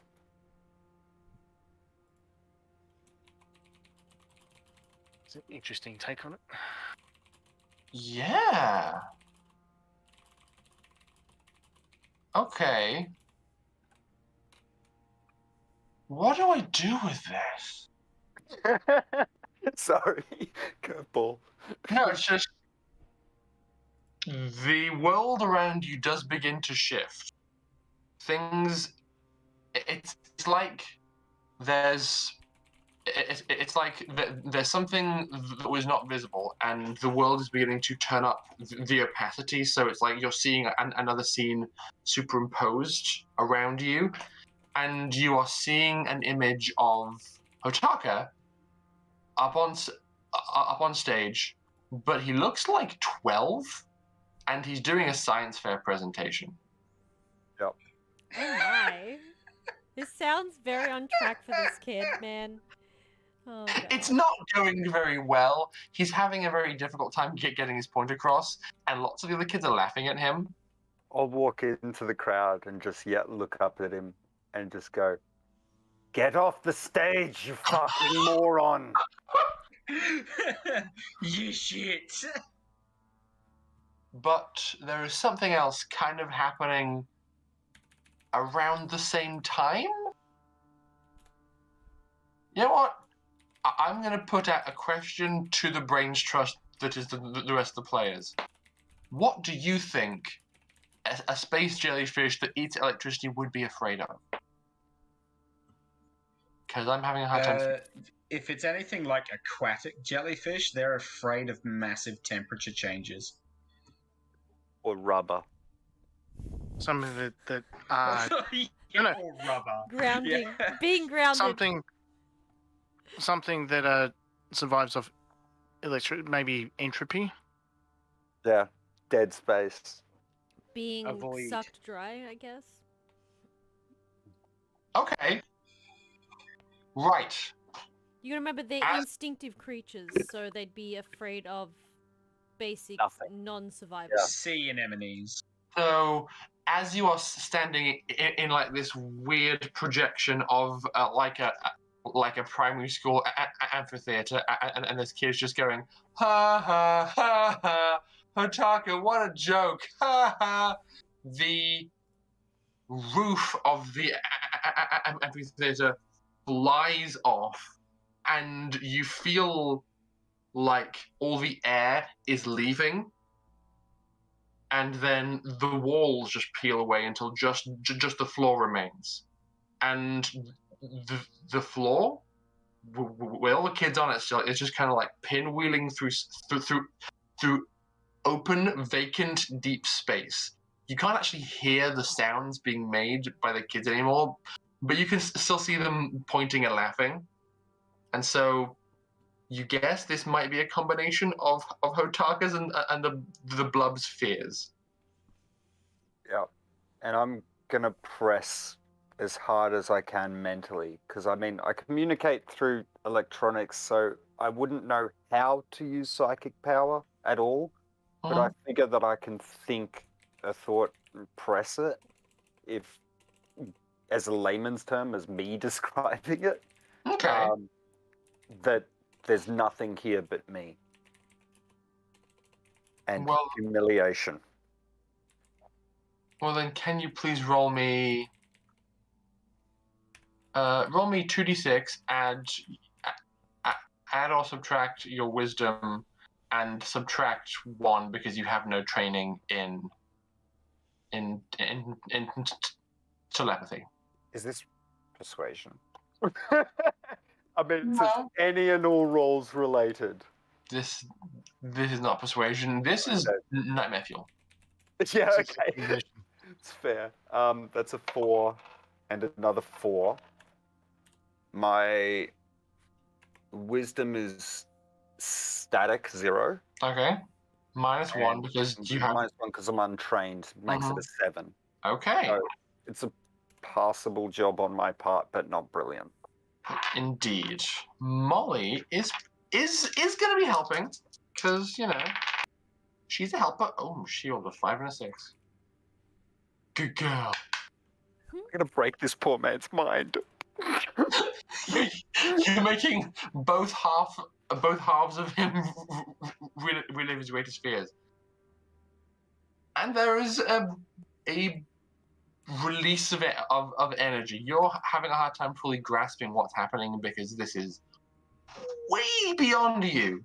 But you're making him concentrate on a mutual worst fear, and he is connected to the BLUB, so you think maybe this will work. And now it is Catalina's turn. Ayo. Alrighty. Catalina will start making her way back to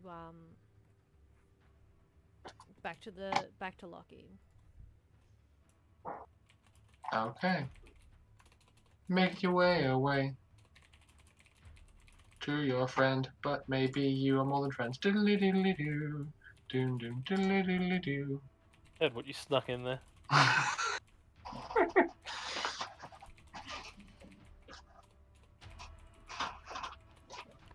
And she'll sort of start doing a bit of a mental assessment of the situation and herself. And then sort of just say to Lockie, it went about as well as I expected, I suppose. It worked. I left the rest of my batteries in the, we should finish these repairs. And she'll go back, because she doesn't know that there's something wrong on the other side. No one's communicated. Duh. So she's just gonna go back to fixing Instapanels.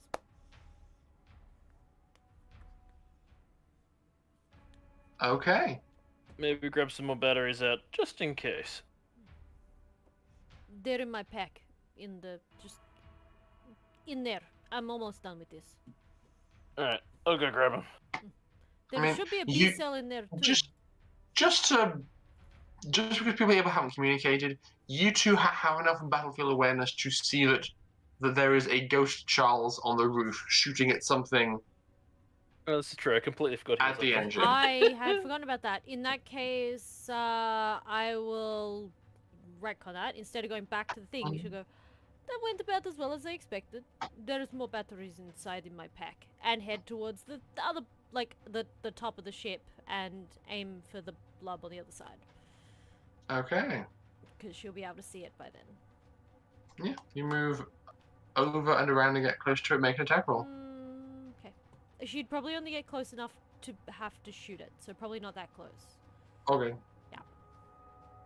Attack roll, attack roll, attack roll. Not that d20, it's evil. Never mind, that was eviler. It does not hit. It's like a 18 or 19. It doesn't hit. That's unfortunate. It's 19. It's one off. Ow. It misses. That's alright. All good. I better mark off the ammo. Big oof. That's okay. BLUB's turn. This poor BLUB has blubbed his last BLUB, and now he's gonna BLUB towards blue guys. I'm terrible. It shall move in a direction. It peels off away from the ship and moves and basically makes one strike against Catalina and one against Charles. But at least he's not attacking the ship anymore. Also, ow.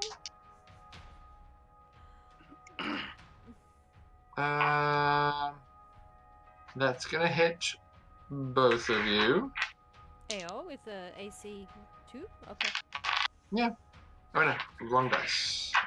She's asleep on my jacket again. She got up, wandered around the house, and came back and slept on the jacket. I don't understand. I don't understand this cat. Love. You take 12 points of damage, and the remaining 3 charges in your gun are gone. And you lose about 30% of the charge in the cell powering your assault suit. Yeah. Charles, can you please roll me a mental effect save? I can do that. It's an 11, and that is just a save. Just a save. This creature does reach out and lashes towards you. It doesn't deal any damage, but it is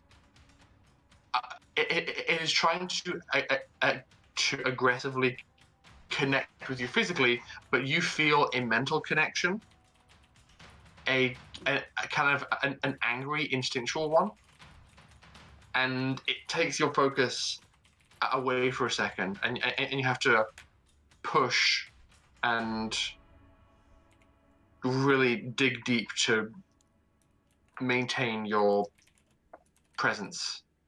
Yep. Outside the ship, but you do. And then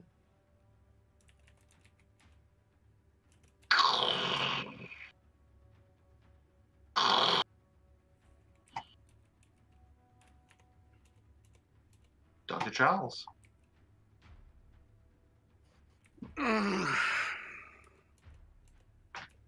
There's so many.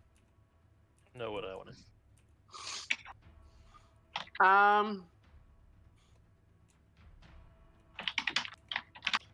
For fuck's sake.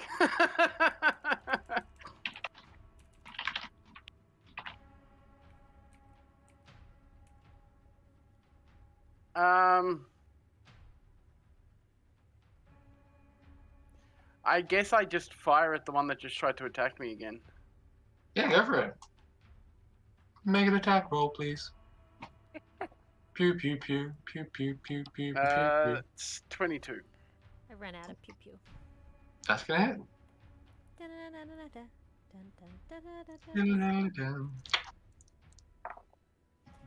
No, that's not as good. That is 11. 11? Yeah, sure thing. Damage is dealt. This Unless blub we is... can't hear Christian when Oh, you're humming. sorry, hang on. Sorry, my bad. This blub is looking less and less okay. Hotaka wakes up, and he isn't very happy.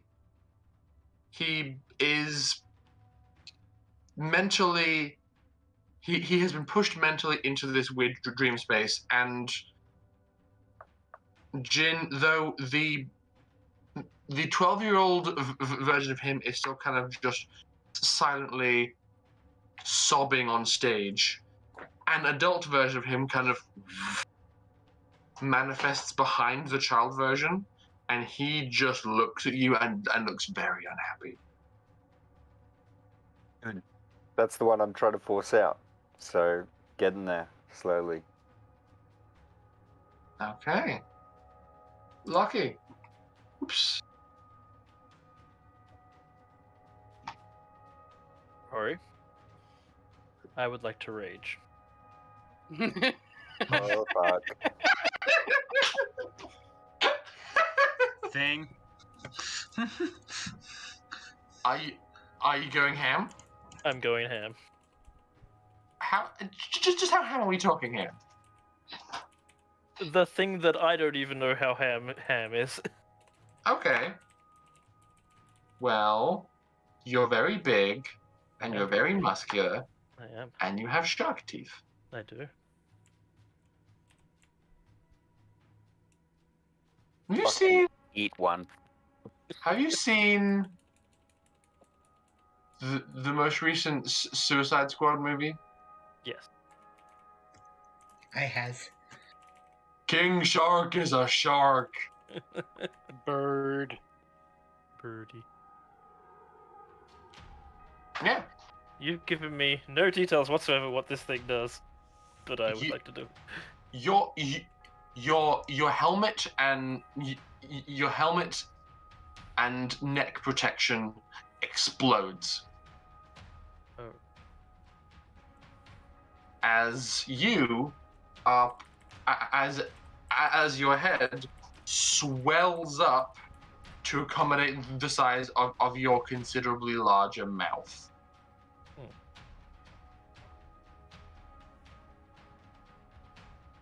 Interestingly, you're still breathing for now. It just so happens that some of the pipes that provide air up the neck section into the helmet of your suit have now become entangled in your gills. Then I'm going to run at this blub, pull out my monoblade, and stab at it and eat at it. Okay.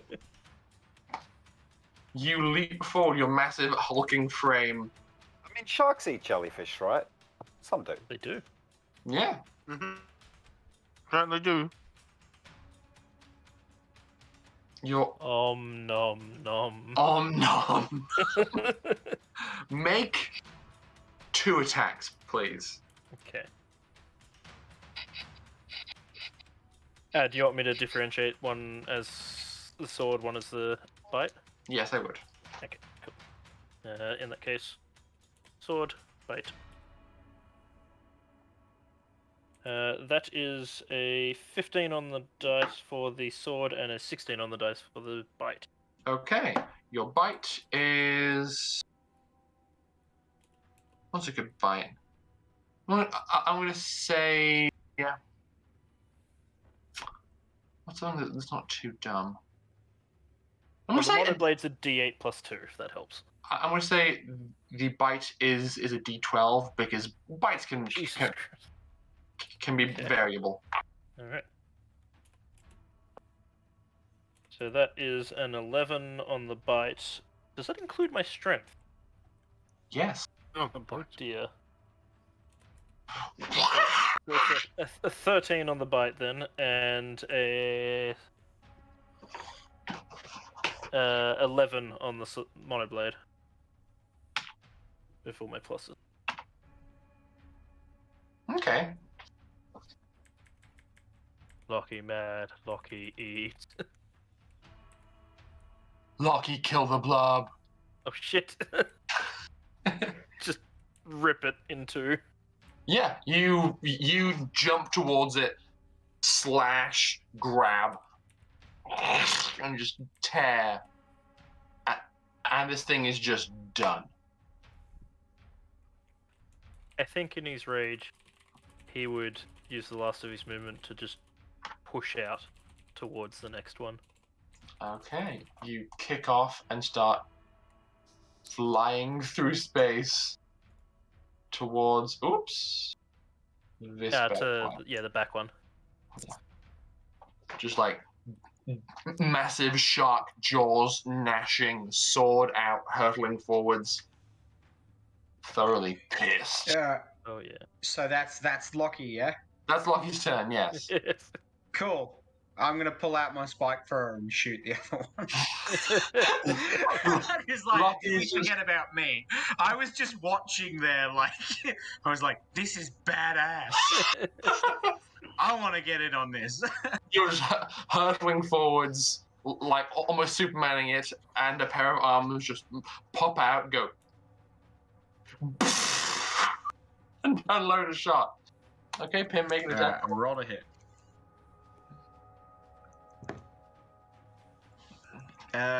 18 plus 3, I think. Yeah. And another class of 5. That's enough. It's 3d8, yeah? I think so. Yes.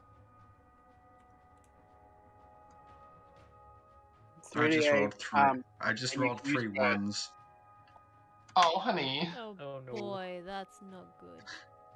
I literally just rolled 3 ones, guys. I'm staring and I am sad. I'm sorry to hear But with that. burst fire, it's plus 2, I guess. And with the dex, With it's the plus fire. 1. So it's plus 3. So it's 6 damage. Yay. I'm sorry, Lucky. I was too in awe of Shark Jaw Face. We don't add dex to range damage. Then just 5. Just 5.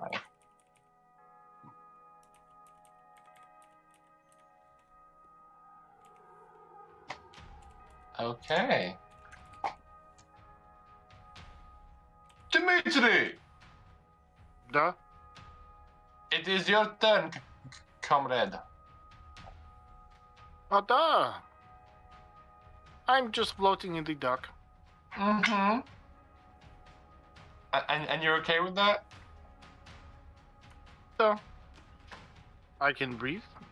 I can probably still fix shit in the dark. I'm not Yes. crippled. Yeah, absolutely. You- There's glow bugs all around, by the way. I'm pretty sure I stuck them all around that room. Okay. If not, I think you placed a few, yeah. I did because we were turning off power and I was conserving the power and we were looking at repairs on there. I swear to God, I put the glow bugs down, and if I didn't, I would have. You kick off the wall towards the main console, grab on, pull out your trusty wrench, and get to work. Bad boys. What you gonna do? Fix shit in the dark. Mm-hmm. Line does it. It works. Oof. Yeah. That hits still. God, these guys are dumb.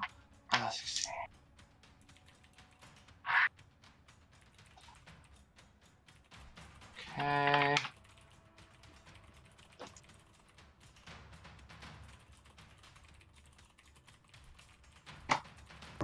I'm falling asleep on my keyboard. I'm having the guards deal damage to things. This guy's in the way. These guys move inside and aren't really sure what to do, but they close the door and begin to repressurize the cargo bay. Jin. Now that he's finally there, I'm gonna get up on stage with him and just walk right up to him and just grab him by the shirt, and say, You're smarter than this. Stop being the idiot kid on the stage. Fix the problem. and then I'll break the connection. Okay. You drop out and return to your body.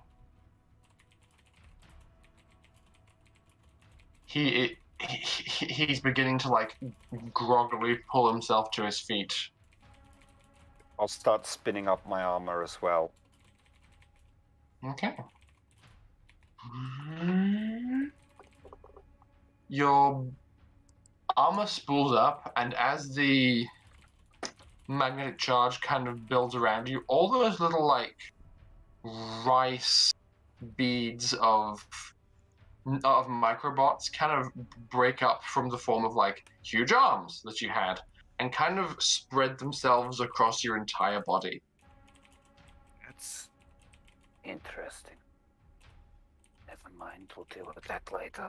So you have a hybrid armor of mag rounds and microbots. Nice. You may now consider your armor class 2. Sure? Cool. Yeah. I always intended for your design to have room for improvement, and this is it. Sorry, Rory. I think it was last time I had a lot of mental shit going on. That's okay.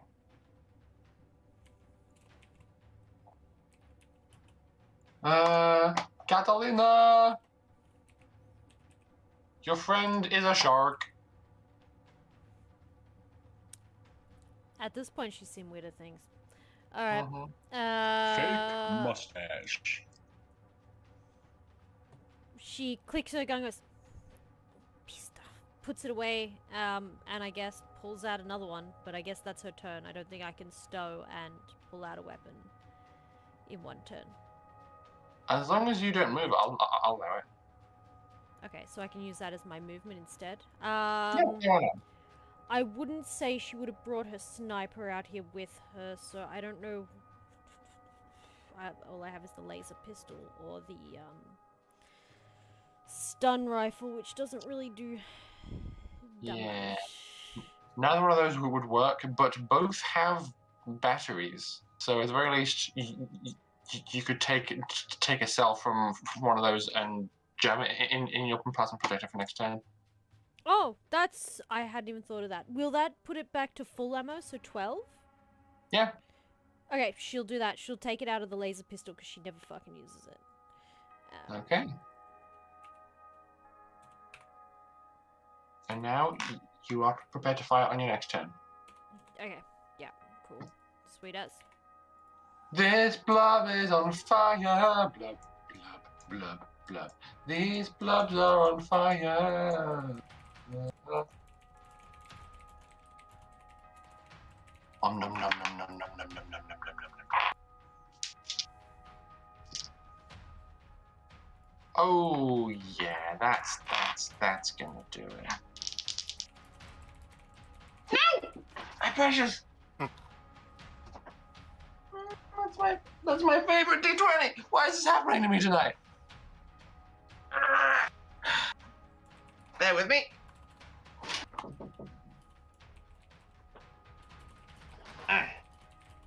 Okay. Lucky, what's your armor class? It is currently a 0. Okay, then 2 attacks miss, 2 attacks hit. I'm coming in hot. Oh, buddy, that's gonna hurt.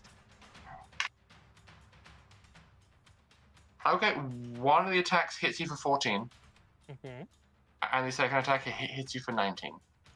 Okay, I think the second attack does not hit me.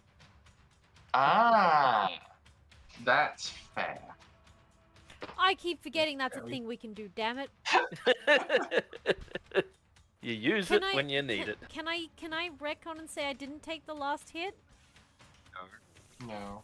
I know. Just- Unfortunately. damn it, I forgot. And Lucky, Yes. your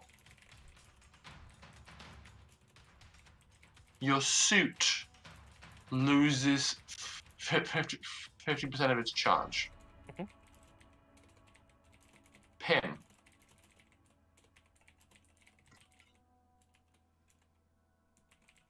You're being harnessed Oh God. for energy. Oh God. You are Oh, no. you are a self-sustaining battery, an absolute wonder, a marvel of the modern world. But you can still have your power be tapped, and as it's being tapped rather quickly, you enter the mode of, low battery mode Baymax, where you're like, low. Yeah, I got the idea. Mm-hmm. Lucky, I need you to get away from it, Fluffy. Hairy jelly. Hairy jelly. Spiky jelly. Or zappy jelly. Zappy jelly. Zappy jelly. Zappy jelly. Zappy jelly. Indeed. Sappy Charles. jelly. Zappy jelly. Sappy Yep. jelly, not zappy jelly. Sappy. It's sappy, not zappy. Dr. Charles. Oh boy. Yes.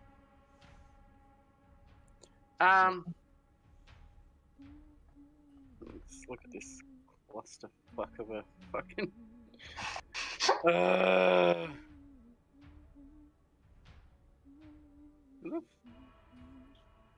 Okay, Lockie's there. Catalina's there. And Catalina's life supports would be sending out warnings. Yes. How is she doing in terms of health? Me? Yes. Yes. Look, we'll say she's about at a third. So Maybe your less life than a support would- third? Your life What are you support out would of be a sending out 45? warnings. Well, let's say out of a 31, I'm less than 10. Her heart rate is definitely very elevated. There's a reason she hasn't charged into battle. And there are some warning signs. Yeah. Charles will float over, Mm-hmm. and reach out a phantasmal hand, place it on Catalina, and try activating biopsionics Okay. to heal her. Can you please roll me, weirdly enough, telekinesis? Okay. That is. Is that with wisdom? Yes. 15. No. 16. Yeah. You reach out and your first pass through her, just like your hand passes entirely through her, and you're like, all right. Physical contact is kind of required for this. So you focus and you make your hand sufficiently tangible that you can reach out, grab her by the shoulder, and then just go and pulse her with healing energy. Roll for healing. Just gonna make sure. That's one more point of system strain. Yep. I may have to tap out. My eyes are falling. That's I'm okay. sorry. To 7. Real life always comes before stream. We always say that. You take care of yourself. If you gotta rest, you gotta rest. We'll be Yes. finishing up Yep, shortly yep. anyway. Love to you Indeed. too, Mikhail. Beep beep. That is 9 hit points. Thanks for watching me, guys. Those audience out there. Bye. Bye. Good night. So yes, 9 hit points worth of healing. Okay.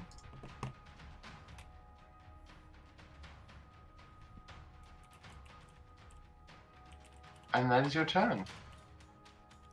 Professor Hotaka. As he's waking up, I'm going to be standing over him like fingers crossed and just saying out loud, "Come on, give me the fucking xenobiologist, Hotaka, the genius, not the kid on the stage." You're giving him a pep talk. I love this. Yeah, It's more like a bitch slap. a bit. He pulls himself to his feet. He pulls off the helmet of his vac suit, and you can see that his once like he has one of his haircuts where it's like all shorn on the sides and back and just predominantly hair on the top. It was quite short and well groomed, but all that hair on the top is now just long, like jellyfish tendrils, and there's like a weird saggy, like almost beret looking jellyfish cap on top of that, just perched and kind of like rolling off to the back of his head. And he goes, okay.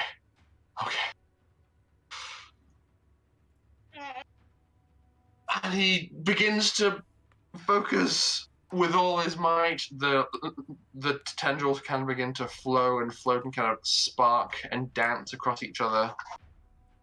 Let's see if you can do it.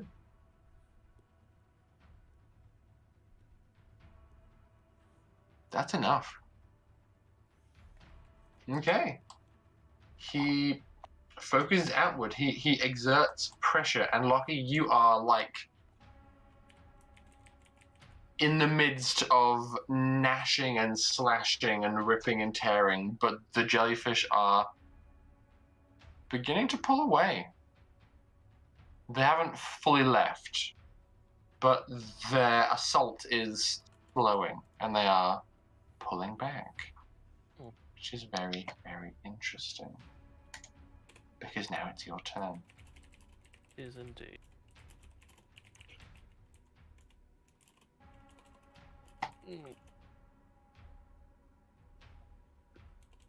What you gonna do, bud? I have a question. I may have an answer. How in control of himself is Lockie right now? Do you want to do anything other than continuing to attack? Well, Pim wants us to get away, and they are retreating at the moment. So, if Lockie is in his right mind, then he would do so. Make me a medical effect save. That's what I was expecting. Yeah, that is a 13. I actually do pass that, but I do. It takes you a moment, and it does require some effort to snap out of the shark mindset, but you push back and you float away from these creatures as they float away from you. We got I'm gonna raided. keep my gun at them ready just in case. Aha! Thank you. Okay. They begin to drift away as you push back and get caught by Catalina as you bump into the side of the ship. And I think at this point, the blobs retreat, and combat for now is over.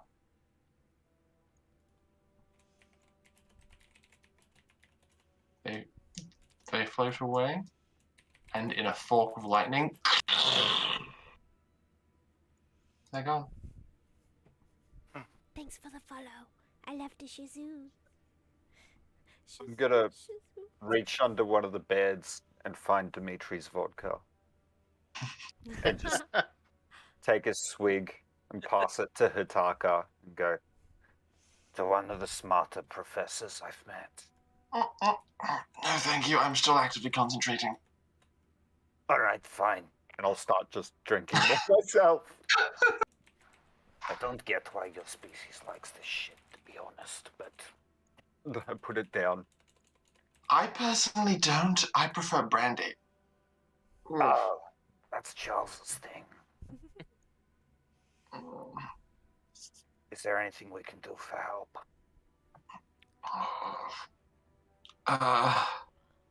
Painkillers? This hurts. Yeah. Hey, and for For what it's What's wrong? worth, I'm so... Fuck. And he'll just turn away and start walking into the next room and go, Hey, Charles, dickhead's in pain. Couldn't bring himself to say it.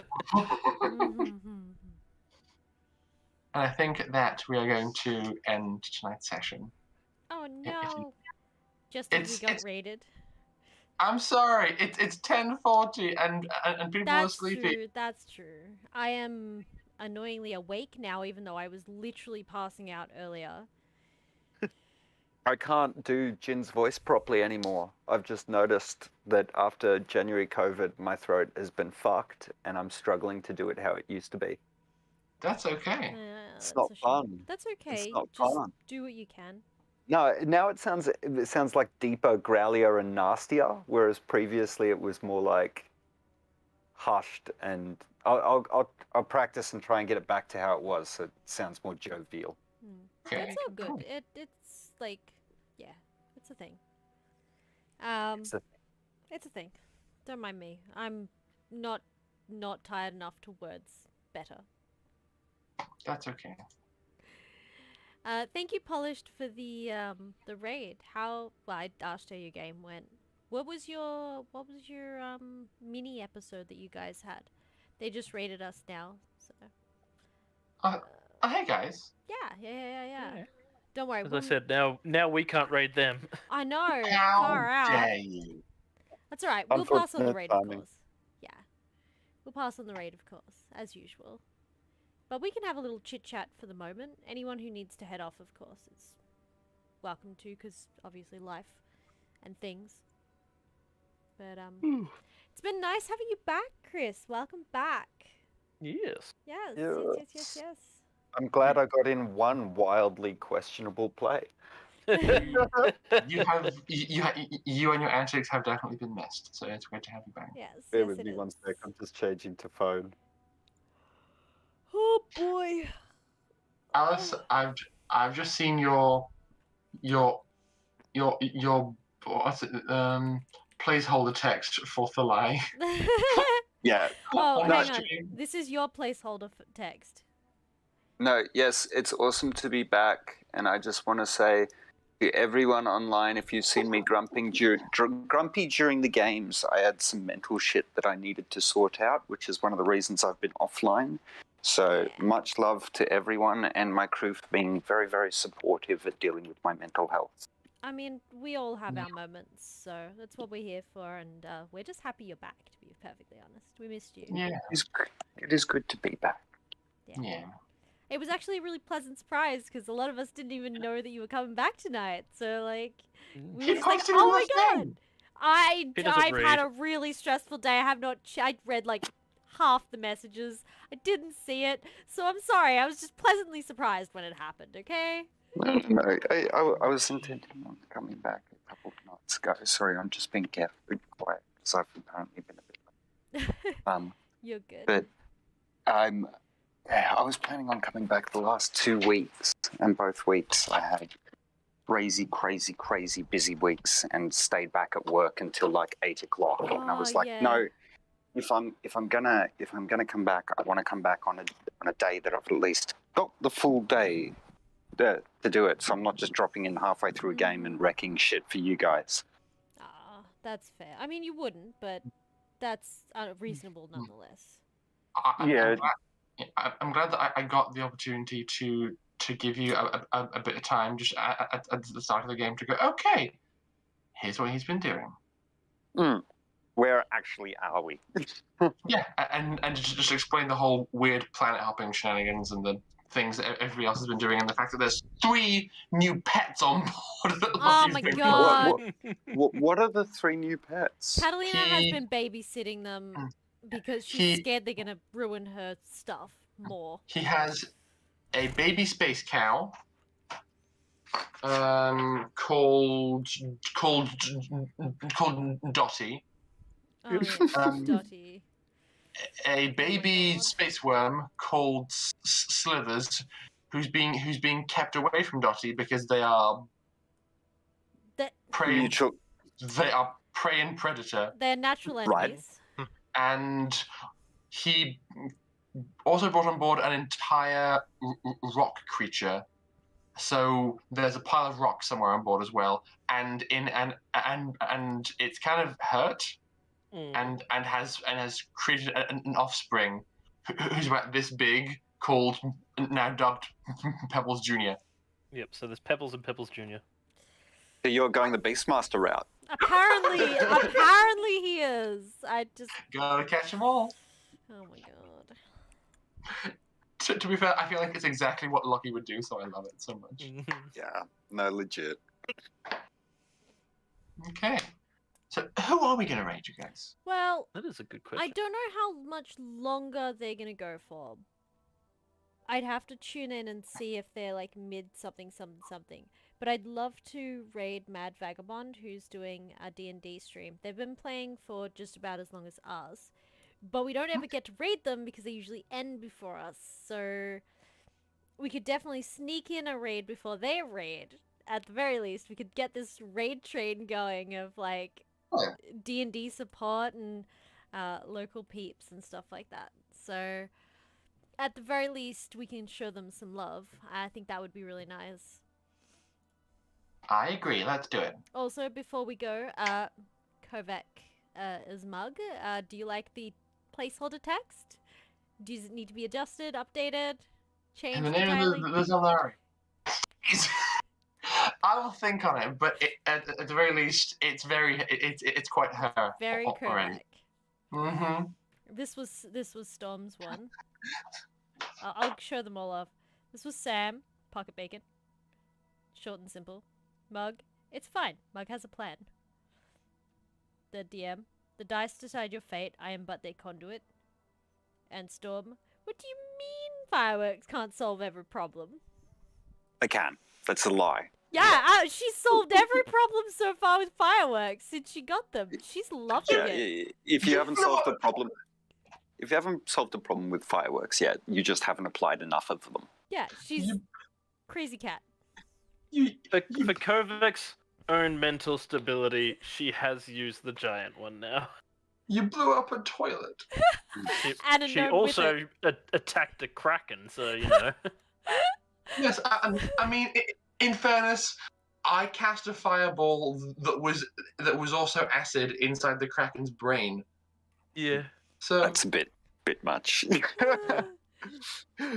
Yeah. Peter's gonna have something to say about that. I don't know anyone called Peter. That's fine. It's a bit rude. Casting an acid fireball in someone's brain. Yeah, that's Real a little rude. Alrighty, well, we'll wrap it up here so that we can raid them before hopefully they finish. They look like they're still going. They might be going for a little bit longer, but either way, it'd be really nice to just show them some love. So they're really supportive of us and our channel, as well as mine and Ash's personal streams. So they're good peeps, and I'd love to be able to give them back some good vibes. Indeed. So I'm going to throw us over to our end screen, and if y'all enjoyed your time tonight with us, we also stream on a Sunday AEST, so that's what, Saturday morning for peeps? You should probably include a time. 7 Yeah, p.m. you just said- AEST, sorry. Sunday night Australian time, which is great. Australian Eastern Standard Time. Yep. Or GMT plus 10. Yes. Plus 10. Yeah, we played D&D. So this game tonight was Stars Without Number. We played D&D on a Sunday night. And Ash, to my right here, is our Dungeon Master. Hello. Yep. Which is the characters that I've been drawing, in case you've been paying attention over like yonder, somewhere over there, to the mugs that I've been designing. Ash is to your left, Alice. To the left. These two On are her right. screen. Yeah, Oh. on her screen. Oh, okay. It's swapped then. Well, It's all wherever I'm good. pointing, anyway. Yeah. That's all good. Yeah, so come and check us out. Anyway, have a good night, and we love you, and we'll see you next time. Toodaloo. Bye-bye. Bye.